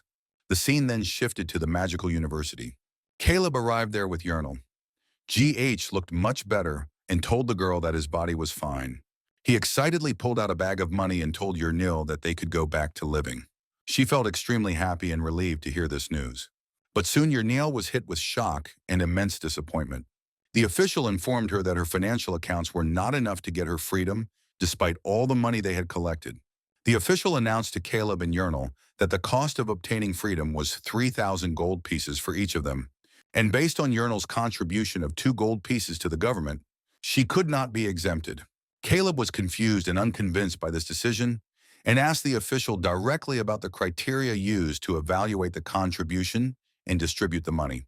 The official replied that it was better to show in practice than to explain. 5 and showed them the magic scales used to accurately measure the contributions of team members during the adventure. According to the testimony of Burtonin's team, it turned out that Caleb's contribution to the battle was huge, 27,848 gold, while Yurnil's contribution was minuscule, only 2 gold. Caleb was confused and upset by this result. He assured himself that he had never seen this type of magic in the game before, and disapprovingly wondered why Yurnal's contribution was so low. Caleb explained to the official that it was Yurnal who had created the weapon used to defeat back attack, and asked why that hadn't been factored into the score. Caleb firmly added that without Yurnal's special ability to prepare poisoned arrows from monster fangs, the plan wouldn't have been executed at all. Yurnal felt immense gratitude as she listened to Caleb vigorously defend her, and her eyes filled with tears, touched by his words. The official recalculated after Caleb's objection, and it turned out that Yurnal's contribution had gone up slightly. The official announced that it was time for the final reckoning for the adventure. But before that, he decided to use a special lie detector spell. The official began to activate the lie detector spell, a type of magic that shows physical reactions when a person lies. The official told them that it was standard procedure to accurately assess the slave's contributions and asked Caleb to place his bag on the table. He asked Caleb and Yurnal to recount their adventure with complete honesty and sincerity so that he could properly and definitively assess their contributions. Caleb began pulling out his testimony items, wishing to himself that this time Yurnal would also be able to free herself from slavery. Caleb confidently stated that the total cost of all the materials amounted to 14,600 gold, which was equal to the average salary of the 4-man team on the first floor. However, according to the magic scales, it was determined that Yurnal's contribution was only 20%, roughly 2,925 gold, while Caleb's share amounted to 19,000 gold, which still made Yurnal's contribution far less than the amount needed to buy back her freedom. Caleb was greatly disappointed as he didn't expect Yurnal's share to be so low, despite her great efforts. The official noticed Yurnal's sadness and coldly asked if she was disappointed with the result. The official clearly stated that the average profit for slaves from an adventure is usually only around 500 gold, and that survival itself is already considered an extremely exceptional feat. The official added that what Yurnal had done was nothing special, but a contribution in accordance with her modest abilities. She was only following instructions. In his opinion, she was just a machine for shooting arrows, and anyone could be accomplished the same if they followed Caleb's instructions.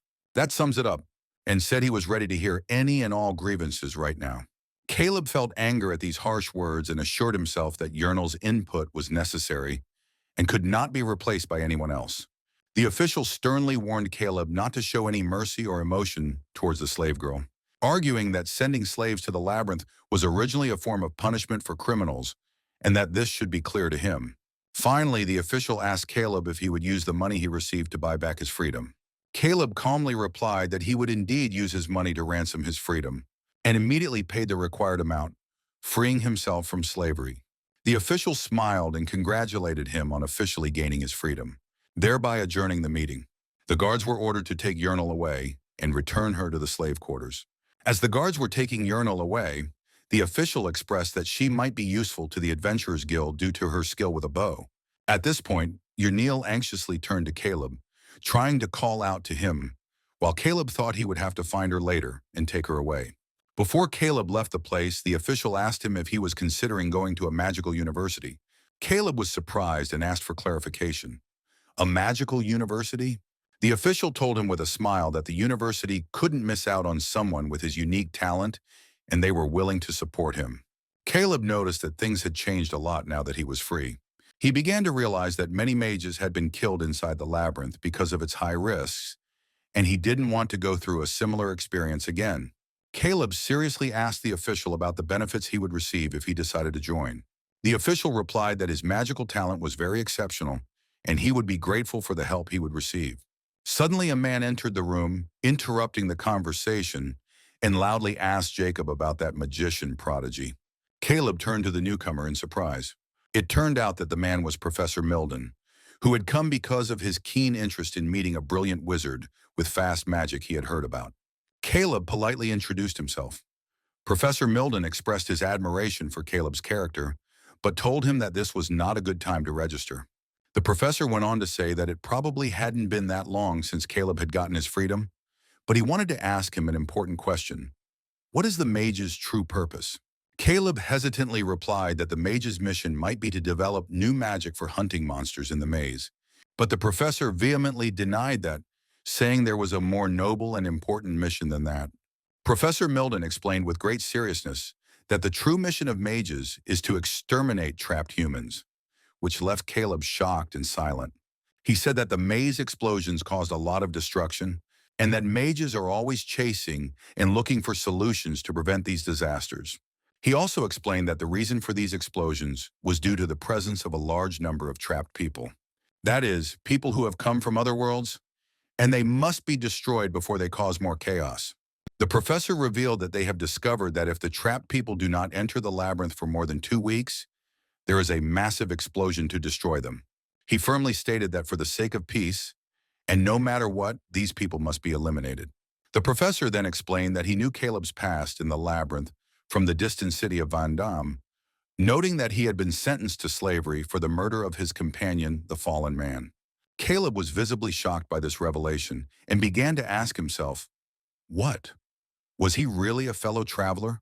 Professor Milden bluntly suggested that Caleb join the Popadon Hunters Club, noting that Caleb seemed very suitable to join their ranks. He then bluntly asked him if Caleb himself was a hoppa dancer. Caleb was silent for a moment, while the professor insisted on finding out the reason for his sudden silence.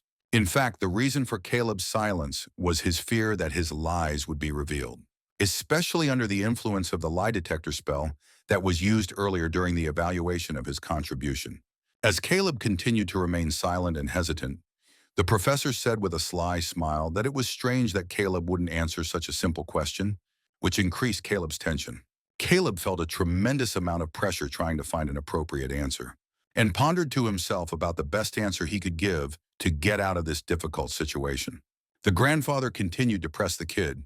At that moment, someone suddenly entered the room. It was Clarence to greet the professor, and he noted that it was probably too early to recruit Caleb to the club. He had just come out of the maze. Professor Milden greeted Clarence and noted with a smile that a diligent farmer always reaps his harvest, and added that Clarence's presence also meant that Professor Isilor was interested in Caleb. Clarence pointed out that Caleb's skills might make him better suited for the task of exploring the labyrinth rather than slaying the fallen. Caleb stood silent after this remark, while Professor Milden became angry at Clarence's interference, feeling that he was overstepping his authority in the conversation.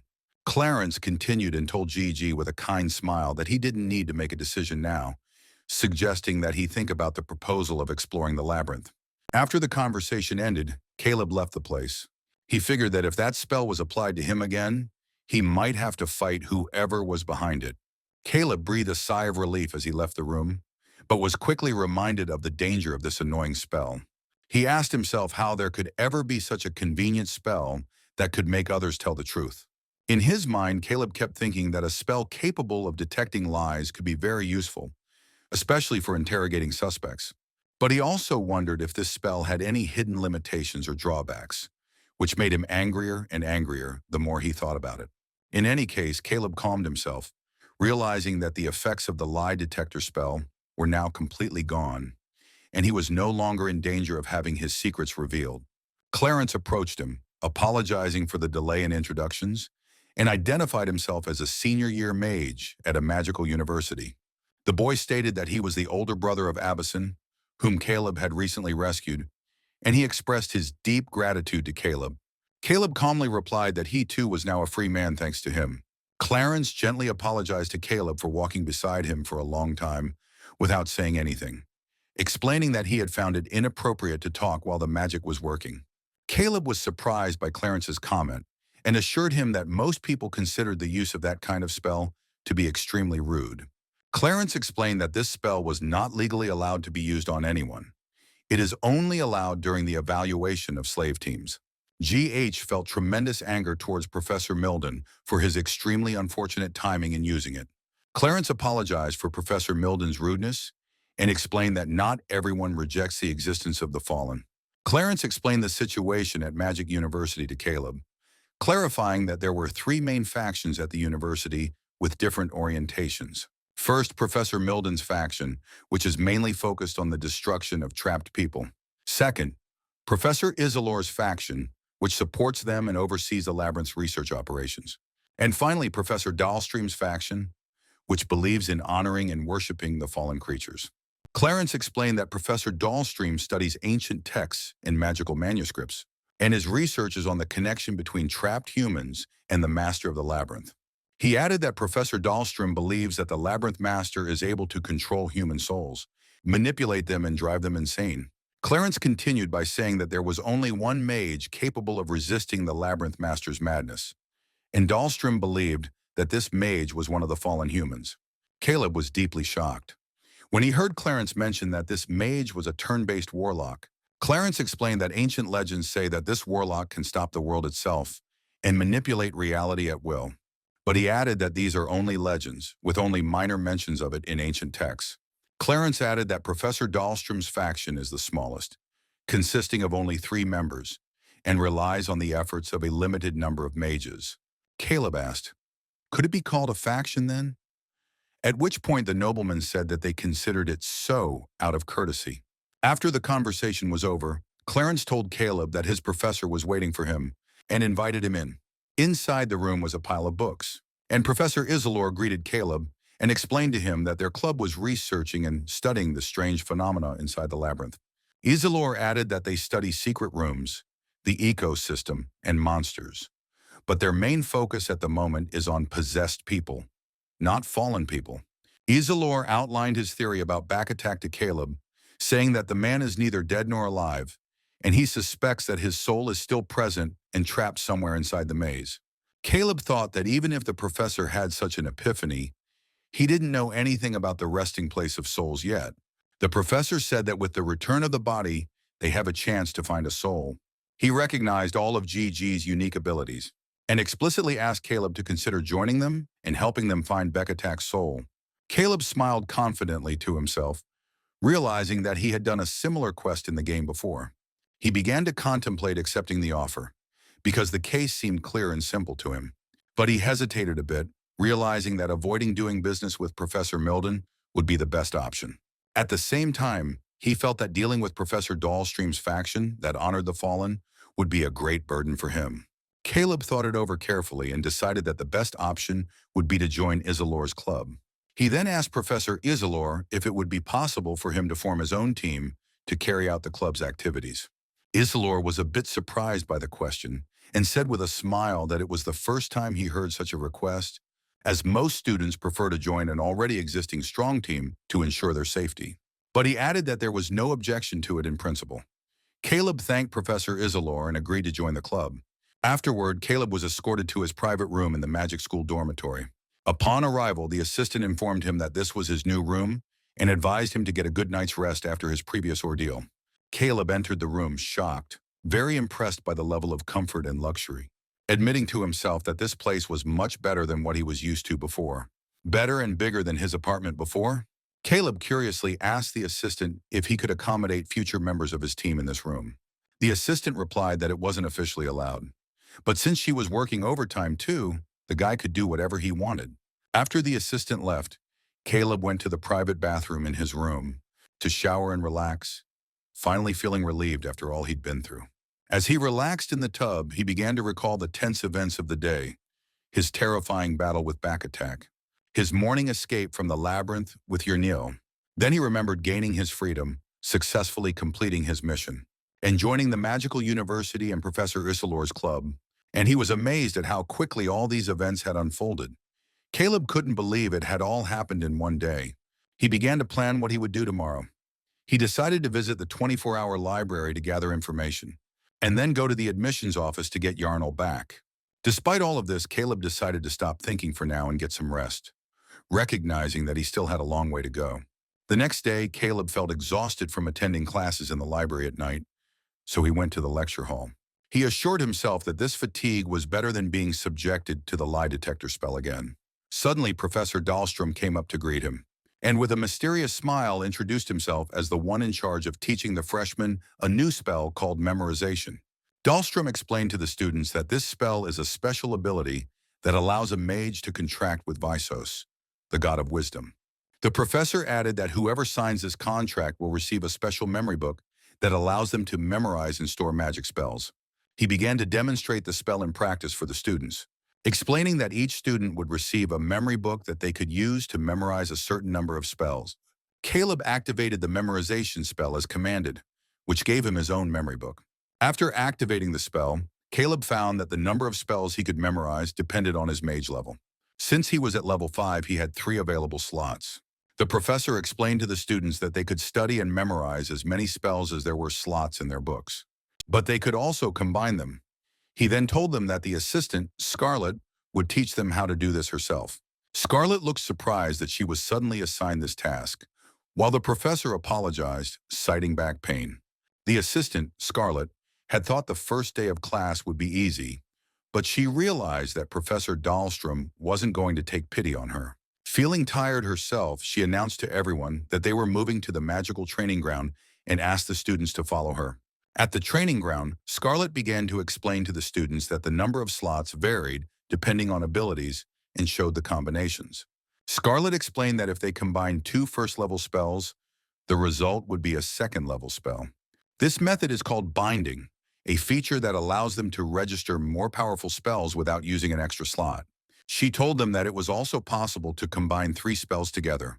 But this method is very difficult and dangerous, and its success rate is very low, even though it is extremely powerful. The assistant accompanying the professor demonstrated in practice how 3 different spells are combined into one, and she called it the 3-attribute strike. It is capable of dealing massive damage that combines the properties of 3 different spells into one attack. The students watched in amazement at the power of this devastating spell and realized the power and impact of this type of advanced magic.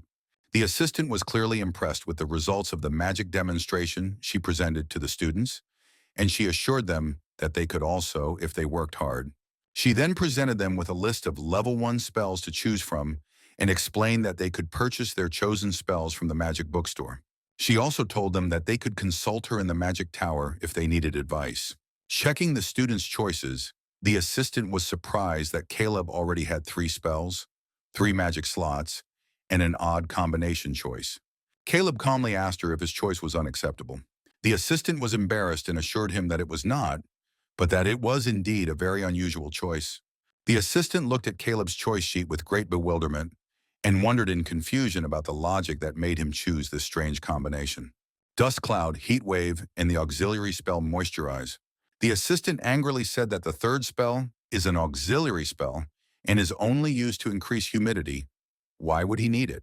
Suddenly, Professor Dahlstrom walked in and asked the reason for all this noise and clamor. The assistant was embarrassed and handed him Caleb's choice sheet, claiming that she didn't understand the reason for his illogical choice. Professor Dahlstrom calmly told the assistant to let Caleb continue with his choice, emphasizing that research and experimentation were the most important virtues at a magical university. Caleb watched the whole show. Finally, the professor smiled, telling Caleb that he looked forward to seeing the results of his experiments and choices and wished him luck. In the evening, Caleb returned to his dorm room at the magical university. Caleb sat relaxed in his room, registered the 3 magic spells he had chosen in his memory book, and then decided to begin the binding process to combine them. Caleb managed to combine the Dust Cloud and Heat Wave spells to produce a new second-level spell, Dust Blast. Caleb smiled with satisfaction, confident that the Dust Blast spell he had created was much stronger than the standard first-level spells. Caleb also combined Moisturize and Heat Wave again, but this time he got a second-level spell, Blazing Heat. Finally, Caleb combined all three spells together, Dust Cloud, Heat Wave, and Moisturize, and got a second-level spell called Cumulonimbus. Finished, Caleb contemplated his memory book, which was now filled with the three spells he had created, and he felt great excitement at these results. Caleb then decided that he needed a quick test with the hourglass, and that he would buy a special magical staff of the lightning element. Caleb felt very relieved that he had finished registering his spells, and decided that now he must stop to complete his most important task. Meanwhile, Yarnell was being held in the Adventurers Guild. One of the guards rudely called out to Yarnell and told her to leave her cell immediately. Yarnell heard voices outside talking about her, describing her as a slave arrested on drug charges. Yarnell was being led away to be sold soon, and she thought with despair about the kind of people who would pay money to buy someone like her. Bastards! As she climbed the stairs, Yarnell wondered sadly if she would ever meet good people again, and she feared she would be dragged into the maze again with no guarantee of coming out alive this time. Yarnell stood hesitantly in front of the door, announcing that she would enter, but she felt anxious and extremely afraid of what might happen to her now. Yarnell stood seized with despair and began to talk to herself with deep sadness about how much she missed Caleb. But suddenly she heard a familiar voice at the door and found Caleb waiting for her, which left her in complete shock and utter surprise. She asked what he was doing here and what had happened at the academy in the first place. Caleb stood confidently and said that he couldn't leave the companion he was risking his life with, which touched Yarnell with his presence and sudden rescue. Caleb held out his hand to Yarnell with a smile and promised her with great confidence that he would make her a free man. Yarnell walked beside him on the street and expressed her concern because she was still in debt and not completely free. Caleb assured her that he knew that very well and that there were two ways to make her completely free. He added that he would first collect the fee for the return of Abysson's body as the first step of his plan. Caleb was surprised to hear from Clarence that he had only received 100 gold pieces of the agreed-upon amount. Clarence told him that the reason was because the magical university could confiscate the money if it was paid in full before the man got his freedom. Clarence added that it was too soon for Yarnell to receive the rest of the money, but until then, she should stay in her allotted quarters. Caleb continued talking to Yarnell, telling her that there was another option to pay off her debts. She could accompany him again on his next trip to the labyrinth. By doing so, she could pay off the rest of her debts and become a completely free person. Afterward, Caleb pointed to the bow he was carrying and told Yarnell that this bow was a gift for her, a sign that he was giving her a choice, whether to continue with him or make another decision, wondering if Yarnell would choose to leave when she was free. Yarnell hesitated for a moment, then looked at Caleb and asked if he intended to continue his adventures in the labyrinth. Caleb assured Yarnell that he would definitely continue his adventures, and the girl said he probably wouldn't be much use. But as soon as the guy asked if the girl wanted to leave the group, she grabbed her bow and said she definitely wanted to be his comrade, and the guy was afraid that she would actually leave. Caleb smiled happily at Yarnell's request and told her that they would indeed continue together. He had already found other team members. Yarnell was very surprised and eagerly demanded that he introduce her to this person immediately, while Caleb gently warned her not to raise expectations. Later that night, as they walked together, Yarnell asked if she could stay in the dorm. Caleb said of course she could. Make her feel at home. And now the sound of the girl's footsteps approaching the room could be heard. Yarnell began to feel excitement and anticipation, while Caleb was also looking forward to her reaction to the new member of the team. She was excited to be living in such a posh house. The door slowly opened, and the expected man appeared behind it. As soon as she saw him, Yarnell was extremely shocked by the man's personality.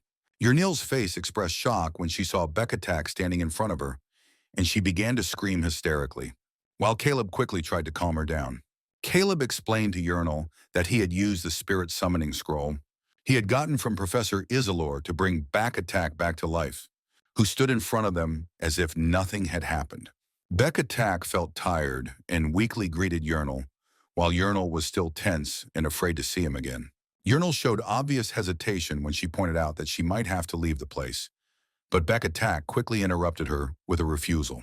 Later, Caleb read in Professor Isilor's research about a major incident that had occurred 12 years ago in the labyrinth city of Sohan.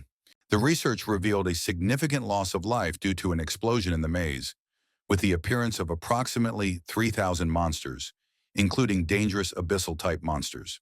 The results of the study revealed that the target of this explosion was the trapped Henry, who lived in the poor areas of Sohan. There were visible signs of resistance to the monsters. Among Professor Isilor's research came a cryptic message left by Henry before his death. The message was written in a language that only soul-bearers, fallen souls, could understand, and the message specifically warned against the magical university. Caleb wondered uneasily why Henry had left a message that only soul-bearers, the fallen ones, could read, and suspected that the message might have been a warning from the magical university itself. What was most suspicious was that the place that had been heavily damaged by the maze explosion was the magic university itself. Caleb began to wonder if the heavy casualties were due to the fact that they were fighting on the front lines. Caleb asked himself if the magic university had been attacked by monsters after Henry had been attacked in the poor neighborhoods, and the next target was needed. Caleb decided that he had to be careful and dig deeper into the facts about the message, and its connection to the magical university and Professor Milden in particular. At this point, Yrneel shyly entered Caleb's room and hesitantly asked him if she could sleep here tonight. Caleb noticed that her hair was a little disheveled. It was all because that crazy zombie had started eating her hair. She very nervously asked Caleb to let her cut Beck Attack's hair for revenge. Caleb denied her request and explained that if she wanted to stay in his room, and he told her that he had another important condition. Yrneel was surprised to see a set of scrolls that Caleb pulled out in front of her. He then explained that he had bought these scrolls in the black market that morning, which caused a look of surprise on the face of Yrneel, who at first did not understand the reason for this act. Caleb presented the mysterious scroll and told Yrneel with an enigmatic smile that he had many things he wanted to check out and asked if she was willing to help him do so. Meanwhile, Professor Milden and Professor Isilor were discussing a new project that was taking up a considerable amount of their time. Milden confirmed that it was a project to track the souls of the possessed. Isilor confirmed this, and the old professor explained that there was already a man who had talked about it, and that the man was an acquaintance of Professor Isilor's, a university student named Caleb, forming his own group. Professor Milden had suspected him, having approached Isilor about Caleb's strange abilities, which perhaps could not be explained by genius alone. Then Milden recalled his actions in the battle with the poisonous spider of the maze, when he had stopped the explosion of the poison bag with a precise ice attack at the last moment. Milden continued to express his doubts, amazed at how two slaves of their level could kill Back Attack and escape from the maze, considering it illogical and abnormal. Milden argued with apparent certainty that all the evidence pointed to the possibility that Caleb might be possessed, and that it was their duty as scientists to investigate this. For his part, Professor Isilor expressed his doubts about these assumptions, that they could not make life-changing decisions based on unconfirmed suspicions alone. However, Milden clarified that he didn't want to go that far either, but he reminded Isilor that the university was currently suffering from a severe shortage of mages. Milden added in a stern tone that they had suffered enough from their previous loss of control 12 years ago, when they had allowed just one person to escape, and he confirmed that he would continue to keep a close eye on Caleb. Professor Isilor sat alone in his office, anxiously contemplating the situation, realizing that he didn't want to interfere with Milden's plans, but he desperately needed someone as strong as Caleb to explore the depths of the labyrinth. Meanwhile, Caleb has begun looking for new members for his team, surprised that the number of applicants is more than he expected. He is, after all, a former mage slave. While waiting for interviews, Yrneel and Beck Attack were seen wandering among the crowd, with Beck Attack looking a little confused in his first public appearance since coming back to life. While Caleb tried to hide the fact that Beck Attack had been summoned by the spirits, Yrneel was struck by the strangeness of the situation when Beck Attack started rubbing her hair, which clearly tensed her up. Caleb then announced to the challengers that the purpose of their next journey was to find the resting place of Beck Attack's soul and work towards his full rebirth.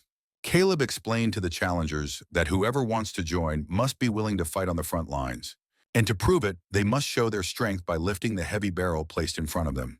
Caleb thought to himself that a physical test was the best solution because he couldn't test everyone's skills in detail, and throwing requires at least 15% strength. Caleb then continued talking to the applicants, saying that whoever successfully passed the first test would have to prove their fighting skills immediately afterward. Caleb firmly and clearly asked who wished to test their strength first in front of everyone. The challengers hesitated and began to look at each other with obvious concern. Caleb noticed that some applicants started to walk away due to fear of the test and lack of skills. After all, they could only get them through the fountains in the maze. You had to come back from it alive at least once. Urnil worriedly told Caleb that she didn't know how to use combat skills that well either. Caleb calmly assured her that she would learn quickly. Some of the adventurers began to object to the selection. After all, he had only gone to the labyrinth once, and he acted like he was above them. Suddenly, a strange man intervened decisively, telling the complainers to give way to him if they were done talking. The adventurers felt the tension as they saw the new challenger, who was a lizardman warrior from the Temple of Nathaniel from the second floor. Caleb thought, what would he do on the first floor? Especially since the Temple of Nathaniel refuses to deal with spirit summoners like Bekatak. The lizardman warrior started ranting and praying to his god to purge the likes of Bekatak from the place. Caleb said that actually they wanted to resurrect him, give him life, but he was interrupted by another warrior, Hajikata, the swordsman from the third floor. He wants to find his friend in the maze. This new adventurer thought to himself that if he could revive Bekatak, he might be able to find his own lost friend. So he showed great interest in joining Caleb's team. Meanwhile, Caleb inwardly wondered if he would be able to control the reaction of a lizard warrior who rejected the presence of a summoned spirit. He also needed a warrior who would stay with him for the long haul after all. Suddenly, another large man burst into the place, shouting to be allowed to participate in the interview as well. The bald man was extremely agitated, begging to be given a chance to be interviewed, while one of the others looked at him, wondering if he was really trying to compete with them. Meanwhile, he insisted to himself that he had to join this group at all costs. This man loudly introduced himself as a monk. He clearly and loudly insisted that Bekatak was his companion, his true companion. The monk began to talk about what had happened in the past, saying that everything that had happened to Bekatak was his personal fault. Monk explained that Bekatak was known as the strongest adventurer on the first floor, and that he had stayed with their team for 3 whole years, even though his abilities were superior to everyone else's. He decided to stay with them simply for their comfort and camaraderie. However, as Monk and the rest of the team felt that they might be hindering the development of Bekatak, in addition to mounting pressure from other adventurers who were trying to get him on their teams, they finally decided to let him go for the sake of his future. Monk explained that Bekatak agreed with a smile, as if he fully understood their position, even though it was a painful decision for him. 3 weeks after that, their team was ambushed by a group of robbers who tried to trap them inside the labyrinth by sealing the gates behind them. Only one member of the team managed to escape and call the guild for help. At that moment, Bekatak entered through a new portal of the labyrinth that had recently opened. The monk then lost all of his companions in that battle and was seriously injured, on the verge of giving up and despairing of life. But he suddenly changed and decided to open the gate and come out to fight fiercely.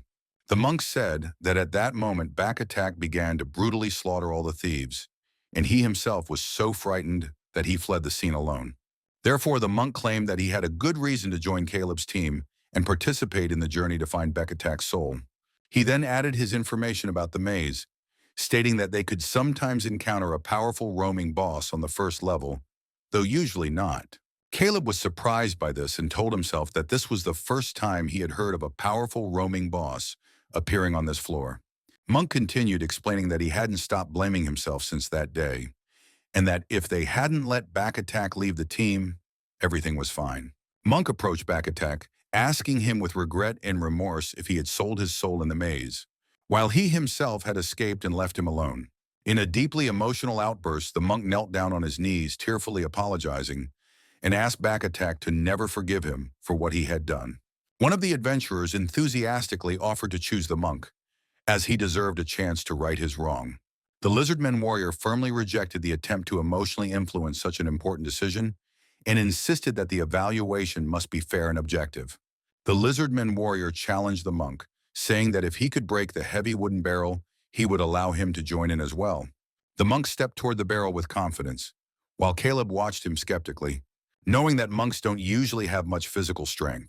But the monk surprised everyone with his immense strength when he easily smashed the barrel, announcing to everyone that he was not just an ordinary monk, but an exceptional monk of strength. The lizard was shocked. After that, Caleb announced that his team was officially formed and advised a monk named Amos to prepare for their next adventure. Amos agreed and said that he would be away from home for a while, so he also needed to discuss matters with his wife before leaving. Caleb asked Urinal to go back to the dorm with back attack for now. She anxiously asked him why and what he was going to do. GH calmly replied that he was going to stop by the Magic University for a while because he needed to finish up some business before the maze. Then he walked on and thought that if the Magical University really does have a group of trapped people, it poses the greatest danger to him. Meanwhile, Professor Isilor pondered Caleb's actions, wondering about his unconventional choice of spells and his acceptance of this difficult mission. The professor seemed convinced that Caleb was up to something. In fact, Caleb was actually planning an elaborate conspiracy to convince everyone that he was a fall guy in order to hide his real secret. Caleb decided that in order to survive in this dangerous environment, he had to make one thing clear to everyone, that he is not possessed but simply an exceptional genius. After deep thought, Caleb decided that he needed the help of a certain person to carry out his plan. Suddenly, Professor Milden burst into the room, rushing over to Caleb and angrily asking him if it was true that he had managed to bind the magic spells together. Caleb calmly and confidently replied that he had indeed succeeded in binding the spells in the magic book, which surprised Milden, who said in amazement that most people couldn't do it. At this point, Caleb decided to provoke Professor Milden a bit and proudly told him that he had managed to bind not only a couple spells, but even 3 spells at once, which left Milden shocked and very angry. Milden became furious and shouted, accusing Caleb of taunting him, thinking it was impossible unless one was blessed by the god of wisdom. Professor Dahlstrom tried to calm the situation and suggested that Caleb might indeed be blessed, but Milden refused to listen and said that this was no time for jokes. Milden angrily stated that even binding 2 spells was extremely difficult, and for him to bind 3 was impossible unless Caleb was possessed. The other professor tried to stop the old man. After all, he decided he would use the lie detector spell again to prove it. Milden directly threatened Caleb, saying that if it turned out he wasn't possessed, he would apologize and compensate him, but if he was possessed, he would kill him on the spot. Caleb replied coldly, telling Milden to start the test immediately, pointing out that Milden had already determined the outcome beforehand. Milden activated the lie detector spell and demanded that Caleb confess. Caleb answered shockingly and bluntly, "I am a possessed person from another world," he said in front of everyone, which stunned everyone present. At that moment, Caleb activated his hourglass ability that stops time. Caleb felt relieved that he was finally able to use his ability and thought that he needed to convince everyone at least once. Caleb began to observe everyone's reactions, trying to spot any potential collusion amongst those present at the Magical University, focusing on Milden and Isilor in particular. He noticed that Professor Dahlstrom seemed completely uninterested in the matter, while there was a new mysterious man who was watching him closely, which made him suspicious. Caleb smiled sarcastically and decided to start with a lie to deliberately confuse Milden. He announced in a loud, sarcastic voice that his previous adventure in the maze had been marvelous and indescribably exciting. Suddenly, Caleb felt the intense pain of telling a lie under the spell, resulting in a strong, magical backlash against him. Professor Isilor immediately intervened, stating that this reaction was false and that Caleb was not possessed at all. Milden was extremely confused by this result and had a hard time realizing that Caleb was indeed not possessed as he had originally thought. Caleb mentally apologized to Milden, explaining that it wasn't personal, but it was very hurtful. A week later, Urnil met with Caleb and anxiously asked him if his wounds were fully healed. Caleb replied with a smile that he was fine now, admitting to himself that he had remained unconscious for 2 days after activating his ability. Caleb remembered that Milden had apologized profusely to him and had sincerely given him valuable compensation for what had happened between them. The gift that Caleb received from Milden was the legendary Greed Compass, capable of pinpointing the exact location of treasures inside the maze. After that, Caleb made sure the team was ready for their next adventure, calling each member of the team, Urinal, Amos, and Beckatak, to confirm their readiness. After everyone confirmed they were ready, the team excitedly headed to the Labyrinth Gate to begin their new adventure. At the Labyrinth Gate, Caleb noticed that the other adventurers were secretly talking about something. and anxiously asked Yurnil if she could hear what they were saying. Suddenly, a strange adventurer approached Caleb's team, gently calling out to them and asking if they had a moment to talk before they entered the portal. Caleb began to question this new adventurer's motives. They probably wanted their gear, and thought to himself that the situation had gotten complicated, and he had to be extra careful from now on. When Caleb asked the strange adventurer why he was interested in them, Ta replied with a smiling, deceptive face that she was simply concerned for the safety of the new adventurers. She then continued with a sly look, pointing out that the labyrinth was full of thieves, and slyly suggested that she would hold their valuables for them until they return. But Friar Amos objected strongly and with apparent anger, telling him that their team leader, Caleb, was very clever and could easily handle any aspiring thieves who tried to rob them.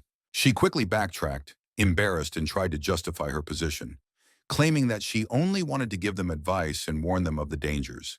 Caleb was bored with this conversation, and he decided that the team should enter the labyrinth immediately, telling the adventurer to do as he pleased. After they moved on, Yurnil felt uneasy and whispered to Caleb that these men might be the very thieves they had been warned about. But Caleb smiled confidently and reassured her, explaining that even if they followed them, Yurnil would be able to easily detect their presence beforehand. Soon, however, the team heard the voice of the previous adventurer, screaming for help from inside the labyrinth, urgently asking for assistance. Caleb stood with his team, wary and cautious, and responded loudly, asking how they could trust him when he was suddenly asking for help. To himself, Caleb thought coldly that if this was a game, he would have killed him without the slightest thought. He then asked him in a clear voice if he was now trying to steal their things. She replied with confusion, admitting the rudeness of his previous actions, but said he didn't know they were being attacked by unknown assailants inside the labyrinth. The elf immediately assumed that the girl in front of them was telling the truth. But the GG knew that trusting strangers in the labyrinth was tantamount to suicide. So he pointed his wand at the woman and told her to get out in 3 seconds, even though she begged him not to send her to her doom. He ignored it and started counting while the girl begged to be spared. His gaze didn't change and he counted on. And now she realized. This isn't a joke, and she agreed to go back. Only one condition: don't shoot her in the back. Suddenly, Yarnell saw something and told Caleb that someone was running fast towards them from the front. The adventurer started screaming in terror, trying to warn them of the impending danger, indicating that someone or something was chasing him. Caleb quickly asked Yurnil how many people were approaching, and she fearfully replied that there were 4. At that moment, they were suddenly attacked from the front by an arrow, and the monk quickly repulsed it, which caused extreme tension in the ranks of the team. Was the ambush really true? However, the adventurer suddenly fell silent, then turned to Caleb, and with a malicious smile on his face, and asked his opinion of her performance. Monk Amos understood the situation and shouted to Caleb, warning him of the spell, cast by a lying adventurer called the Jester's Spellbreaker. Caleb quickly reassured Amos that he was fine, and simply told him to keep his eyes forward and beware of the impending danger. At the critical moment, Caleb activated his special ability, Hourglass, to freeze time, and stop the attack that almost hit him, and he began to quickly think of how to handle the situation. Caleb began to calmly analyze the situation, realizing that the attacking mage had played a decoy role in their ranks. GG realized that the attackers wanted to target him and Yurnil directly, instead of confronting the strong monk Amos. The guy explained to himself that his opponents used the Spellbreaker skill to turn his attack into a weak, random spell instead of a powerful one. He added that their plan involved paralyzing Yurnil first because she was weak in direct combat, and then confronting Amos alone. Caleb thought to himself that he had made a mistake in letting them act first, but this time he decided to act decisively and immediately use the electric shock spell on his opponents without hesitation. But Caleb realized that there was a possibility of a serious mistake. If he didn't kill the attacking mage immediately, it could result in the death of Yurnil, who had told him a few tidings from the scrolls. The ability's countdown began to diminish rapidly, but Caleb was sure he had enough time to act thanks to the hourglass. Caleb took out a special magic scroll he had prepared in advance, and decided to use it immediately to limit the effect of the skills the enemy used.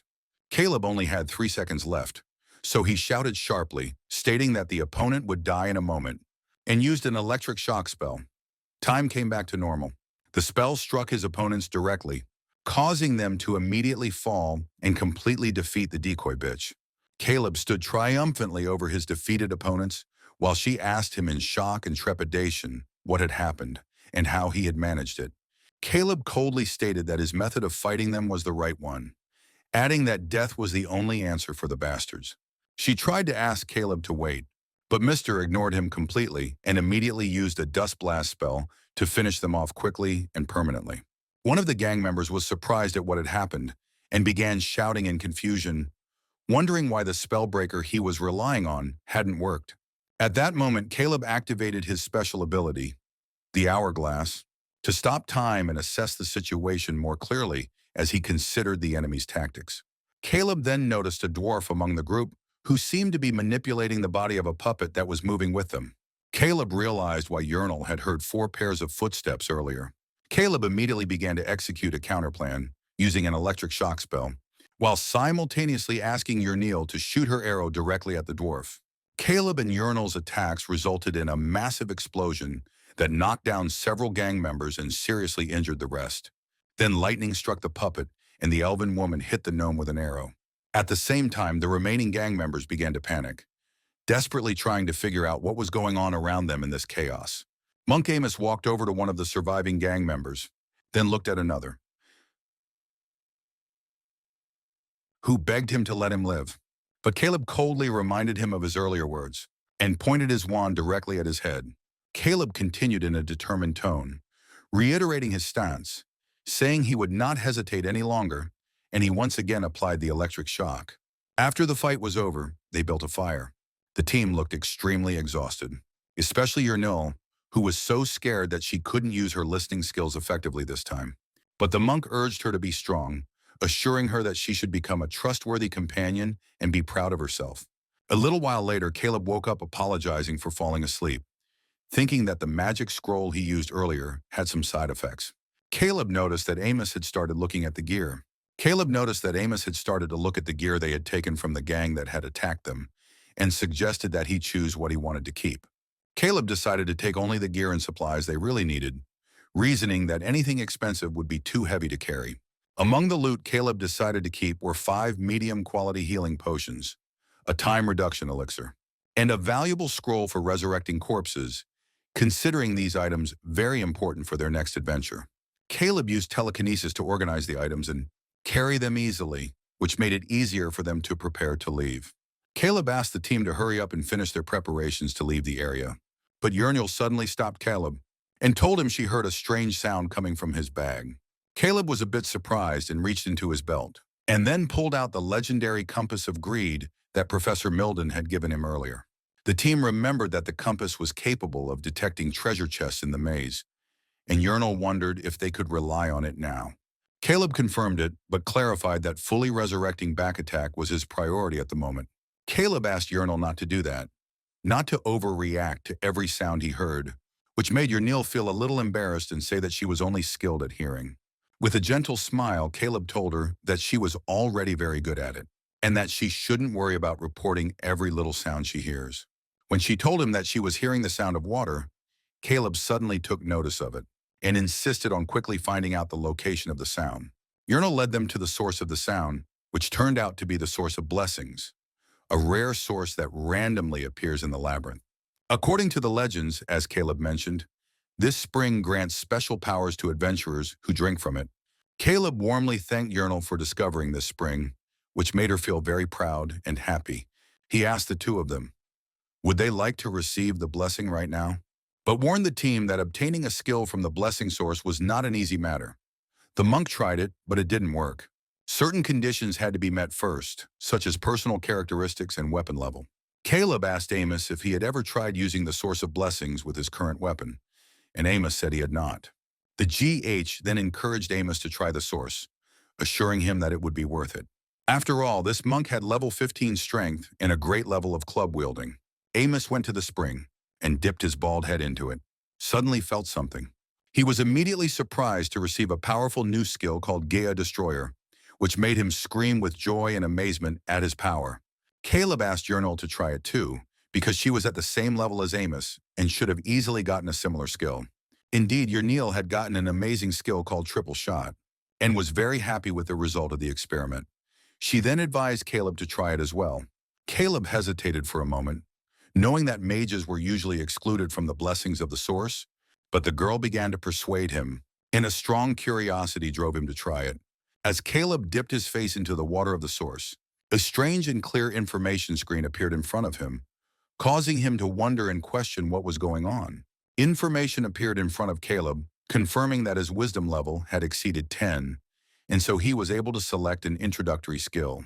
The first skill that appeared in front of him was Directional Modifier, a skill that allows him to move his arm or staff without spending action points.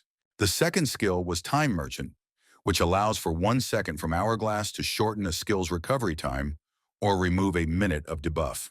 The third skill was Memory Book Editor, which allows you to swap spell slots in his magic book during his turn. The fourth skill was Mind Controller, an active skill that allows him to control a lower-level team member.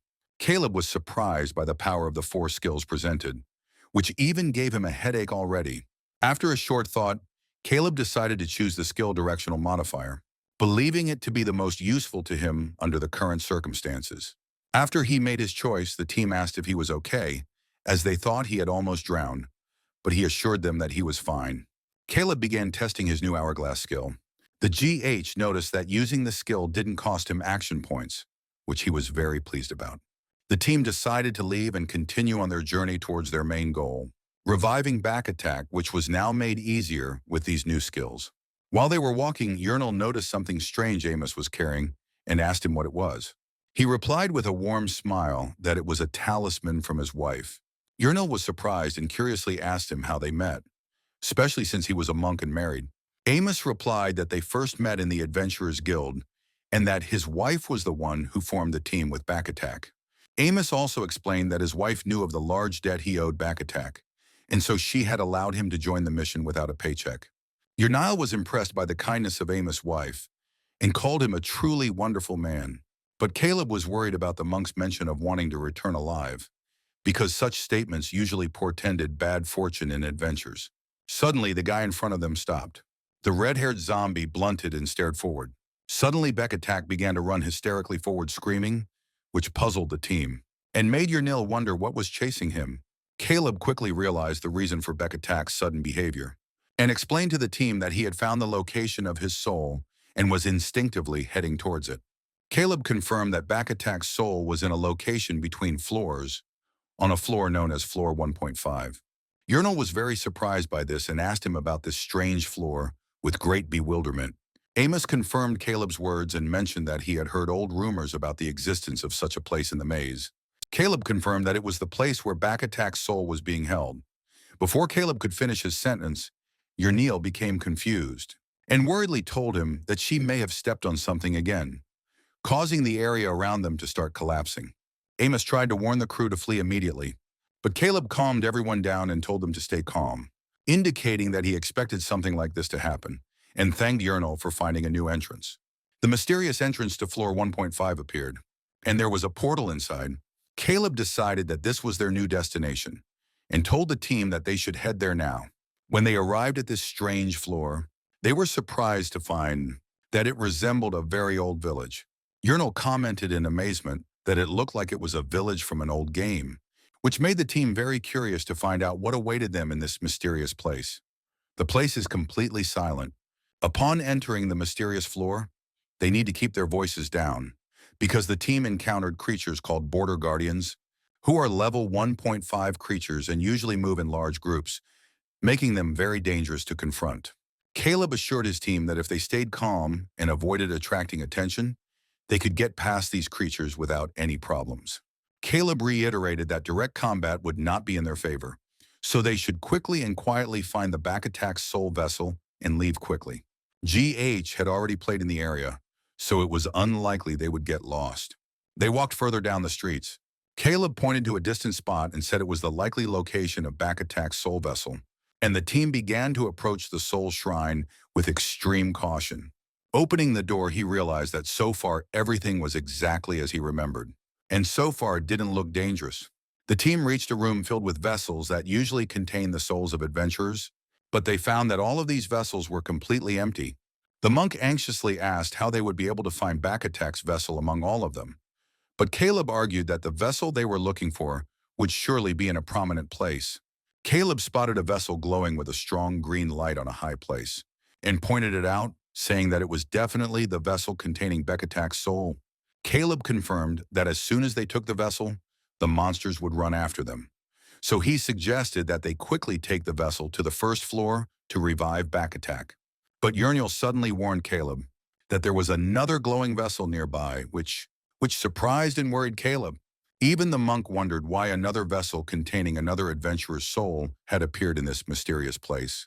He wondered if it meant that the labyrinth master had just taken another soul. Caleb began to quickly think how it is.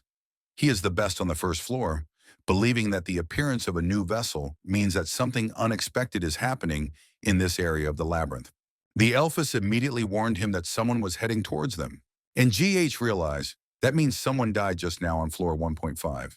Meanwhile, a wounded adventurer suddenly appeared, running towards them and shouting to warn his companion of the danger coming their way. The wounded adventurer tried to convince his companion to leave him and run to save his life, but his companion insisted on staying with him. They burst into the cathedral, where the protagonist's squad was already standing at the ready. The boy was in shock when a lizardman warrior suddenly appeared and was immediately disappointed to see this fool they'd met before. The lizardman started yelling angrily at Caleb, asking how he could have left the door open. Caleb said that they were now in danger because of him. Bernard explained that the monsters had started attacking and they should immediately prepare for battle, which infuriated and annoyed Caleb, who told him that they were the ones causing all these problems. GH asked what he was even doing here, and Bernard replied that he came at the behest of the church, and that their meeting here might be the divine will of the goddess Nathaniel, which made Caleb even angrier at his actions. Bernard spoke to the goddess, convinced that their meeting in this place was not an accident, but part of a divine plan. They were interrupted by another adventurer, shouting that this was no time to talk and that the monsters were already breaking through the barrier and attacking. Bernard began to use a powerful defense skill called PAUMA's barrier to fend off the monster's initial attack and seal the door with the barrier. While Bernard was fighting, he asked Caleb to quickly support his team, which pissed off Caleb, who didn't want the situation to escalate to this point. Caleb was beginning to feel frustration and anger because he had been anxious to finish this mission quietly, but he realized that now he would have to intervene. Caleb asked Bernard to follow his instructions for a while, but Bernard abruptly refused and asked why. Caleb explained with great anger that Bernard and his group were the ones who had brought the monsters and caused this great chaos, and now the lizard realized his guilt and awaited orders from the protagonist. Caleb felt the tension and began to realize that his plan had completely changed. They couldn't escape. They would have to resurrect Bekatak right here. After all, there was no way for them to get out of here alive in this state. Caleb decided to use the powerful scroll he had and cast a special spell called Eternal Rest to protect the vessel containing Bekatak's soul. Caleb asked Urnil to quickly prepare to catch the vessel while he would guide it to her with his magic ability. Meanwhile, the arguments and tension between the two teams continued, especially with the other adventurers displeased with Bernard's actions. The boy gave them orders, but the dwarf said he wouldn't listen to him. After all, he listens only to his general lizard. This angered the protagonist. Caleb directly challenged Bernard, pointing out that his strategy of a direct frontal assault had failed, and it resulted in the loss of one of his team members, causing him to rethink his future options. Bernard's team was confused and anxiously confirmed that one of their team members had died just moments ago. Caleb quickly reassured them and told them that if they followed his instructions, he promised to revive their companion and successfully complete the mission, which surprised and interested the team. But first he asked them to look behind their backs to confirm his words, and told them that souls are automatically stored in the vessels if someone dies between floors of the labyrinth. Urnil confirmed this and pointed to another glowing vessel that had appeared a few moments ago. The team was shocked when they realized that the new vessel belonged to their dead companion Austin, and Caleb assured them that he would immediately revive him in the area. Caleb added that the payment issue would be fairly settled later at the temple, which made the team feel relieved and hopeful that their companion would be saved. The team decided to immediately follow Caleb's instructions. Now fully convinced of his sincerity, they explained their combat abilities and special skills to him so that he could coordinate a plan with them. They urgently asked Caleb to help them rescue their companion. Caleb smiled and said that he understood their request very well. Suddenly, the monsters started to break through the barrier in the door, and everyone realized that the battle had begun and they needed to act fast. The team went on alert, and Caleb announced with great pride and confidence that it was time to begin this decisive battle. Some time ago, the bishop entrusts Bernard with an important mission from the religious order.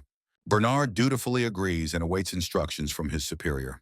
The bishop orders Bernard to enter the labyrinth immediately and verify the rumors about the preservation of souls. The bishop guarantees the full support of the order and demands unconditional success from his subordinate.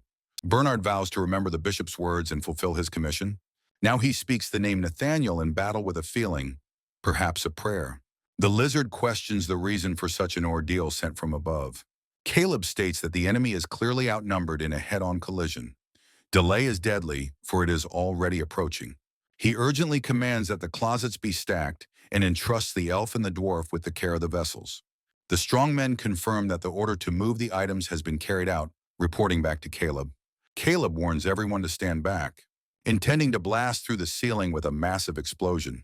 He casts a blast of dust and punches through the building. Now he commands all members of the group to immediately climb to the resulting roof, and they quickly begin to carry it out, climbing up through the closets. Amos and Bernard are ordered to also climb up with the others. But suddenly something surprises the protagonist greatly.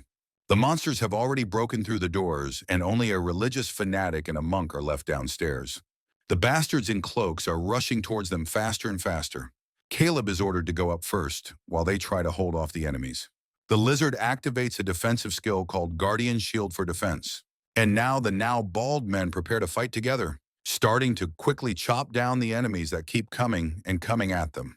The defenders recognize that they can't hold out much longer, and Caleb gives the order to retreat back, just like the rest of the squad upstairs. The guy explains the reason for the retreat. The horrible creature is already closing in on them. Immediately, a huge, ugly hand grasps the wall of the building. The lizard exclaims in horror, not understanding the nature of the monster that has appeared before them. And some sort of terrifying ghost appears with a staff in its hands. The monster is identified as the guardian of the sanctuary, the main threat of the place. A squad member anxiously reports that the monsters have begun to regain their strength. The guy confirms the possibility of victory, but points out the problem. The boss is healing all the guards. Bernard explains that this is undead healing magic, and urgently asks Barbarian to go downstairs to help. Barbarian accepts the task, realizing that his goal is not victory, but only to gain precious time. Now only the corpse, the dwarf, the elf girl, and the main character were already on the surface. The girl says she's going into surgery right now. Caleb warns to be careful before starting an important stage of the operation. The dwarf expresses hope for the successful execution of the plan by the girl, who promises to do her best. And Gigi emphasizes that he has a lot of faith in her, because all hope is now in Yurnal. The guy explains to Yurnal the reason for this responsibility. The success of the whole operation depends on her actions and decisions at this critical moment. It becomes known that the guardian of the sanctuary has the magic of healing, amplification, and auras for the undead. Additional danger comes from the boss's stench, which lowers resistance and causes mental confusion. The GH insists on the absolute necessity of maintaining mental clarity at all costs. Bernard admits that the warning was given, but putting it into practice has proven extremely difficult. The barbarian exclaims in despair about the endless stream of enemies that have to be destroyed. But suddenly something surprises him greatly. The staff of the chief guardian lights up again, and the barbarian states that at this rate of monster recovery, the battle can become endless. After all, the enemies fall dead, and in a second get up, ready to fight again. One of them approached and was almost ready to strike the lizard with a blurred consciousness. The barbarian sharply calls out to Bernard, demanding that he come to his senses and focus, and protects him by fending off the attack just seconds before the inevitable. The barbarian reminds him that it's a long way from the end of the fight and encourages everyone to stay focused. Bernard apologizes, attributing his condition to exposure to the stench, and admits his indiscretion. Caleb turns to Bernard, perhaps asking if he now realizes how wrong their frontal tactics were. And now the lizard is perplexed to note the unusual condition of one of the fighters. How he deftly kills one by one, giving no mercy or passage to any monster. He was surprised at the monk's resilience, unaffected by the stench. The lizard immediately asked a direct question to the monk about the secret of his resistance to the monster's suffocating odor. The monk briefly replies that his training on Mount Daly was geared towards just that. He was trained in the art of stillness within the mind, which impressed the lizard. Caleb sharply draws Amos' attention, pointing out the actions of the sanctuary keeper. Just then, the pile of monsters regenerates again, and a battle cry is heard from the monk. Before delivering a powerful blow to the ground enemy, crushing Gaia, everyone is amazed at the monk's unexpected skill, not believing it's the same seeker from the first floor. Just then, the dwarf notices a strange glow in the sky, and it only took him a little closer look at it, he realized everything, and urgently reported to Caleb about the appearance of a flare in the sky above the battle. The GG immediately gave a clear command to all the participants of the battle to immediately start withdrawing from their positions. Caleb was relieved to recognize Urinal's successful completion of the task at a critical moment, who stood there telling some bald man to come to his senses and get up quickly to continue the action. The order from above is to fall back. The team upstairs needs to buy time, despite the small area of the explosion that will have to be done manually. Bernard recognizes the impossibility of holding all the guards, sees the ability timer, and declares the only way out. Caleb applies a series of 4 dust explosions in a row to achieve the desired effect, all of which are directed into the ceiling, directly below which is a horde of guardian monsters and a group of heroes. The plan is to rain debris down on the guards and the Sanctum Guardian himself. The dwarf was shocked by this plan, and the ceiling above the head guardian had already begun to crack, and the debris immediately began to fall on the cloaked bastards, crushing small and large alike with force. Now there is only dust in their place, which surprised some of the squad members. Caleb shouts that this is the right moment for action and hurries his companions upstairs. The barbarian agrees to go up, but insists that the other lizards go first for the sake of speed. Just then, however, a single guard suddenly flies out of the dust cloud, but a huge metal mace stops him right in the face. It is the lizard who rushes to block the path of the enemies, giving his comrades a chance to climb higher. But the monk sullenly lowers his head and realizes that no, he won't do that. He remembers Beck's smile when all was well, and his terrible grimace when he had come to save them. The monk clenched his teeth tightly and realized he would never do it again. He firmly declares his decision to stand to the death, not to flee, abandoning his companions, and rushes forward, destroying several guards with a single blow. The lizard was in complete shock because now Amos stood there and said he had everyone's backs. They should get out of here. The companion accepts his decision, understanding his motives and expressing respect for his choice. And soon there is heartfelt praise from the lizard, recognizing the monk as an outstanding frontline fighter. And he rushes upward as the monk is attacked by guards. The guy was ready for it and prepares to strike again. Just as suddenly, all the enemies in front of him are killed by a lightning attack. It was Caleb who from above urgently called for Amos, promising cover fire during his ascent. But suddenly a huge staff appeared out of the rubble. GH was shocked at this turn of events. Alert message. The sanctuary guardian recovered from the blow and rose again. A warning to Amos. The guards are preparing for another attack. He should run away immediately.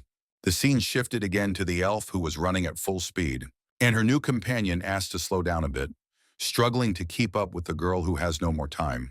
He desperately shouts that he has just been resurrected, and there is simply no time to swing. And that's easily fixable, as the girl immediately pours a bunch of healing potions on him. And now she says he's healthy enough to run. The man doubts whether he's fully recovered, but the girl fears for the whole group if he delayed. And now the adventurer demands immediate directions, realizing the criticality of every second. The group in the meantime was firing back at the enemies. And while the monk was climbing up into the hole from it, the GG was shooting lightning at the monsters. The lizard says that time is running out and tells the monk to give his weapon. And the reptile quickly grabs it in order to pull the bald man to the surface. GG again uses the electric lightning strike spell against the pursuing enemies. The dwarf continues to fire his crossbow. The lizard was still trying desperately to pull the monk out as well, giving his other arm and trying to pull as hard as he could. But immediately the fat man noticed something strange. He anxiously notes a strange cold sensation in the area of his ankle, which the head guard was already holding on to, and smiling bloodthirstily and giggling. Sensing the nearness of disaster, the dwarf intensifies his crossbow attack and orders the others to flee. And now the arrows were flying straight into the guards' faces. But they were no hindrance to him at all, just toothpicks. There is a cry of rage from the lizard, accusing the monster, and a call to hold on to the lass. But the monk's strength is leaving his hands, impossible to hold on much longer. The lizard vows to save his comrade and demands that he never let go of his hand. Amos' voice sounds doomed. It's too late. The others are ordered to flee without him. An urgent command to use magical throwing knives for one last attack, and one of them flies past the monk, smashing straight into the guard's head with force. And finally, Amos can go up, and the bastard guard goes down and crumble to the ground with a crash and a thud. Now that everyone's up there, someone is thanking Amos for his efforts in this difficult battle, and now wants to greet each other properly. Bekotek immediately appeared in front of the monk and greeted his old friend cheerfully.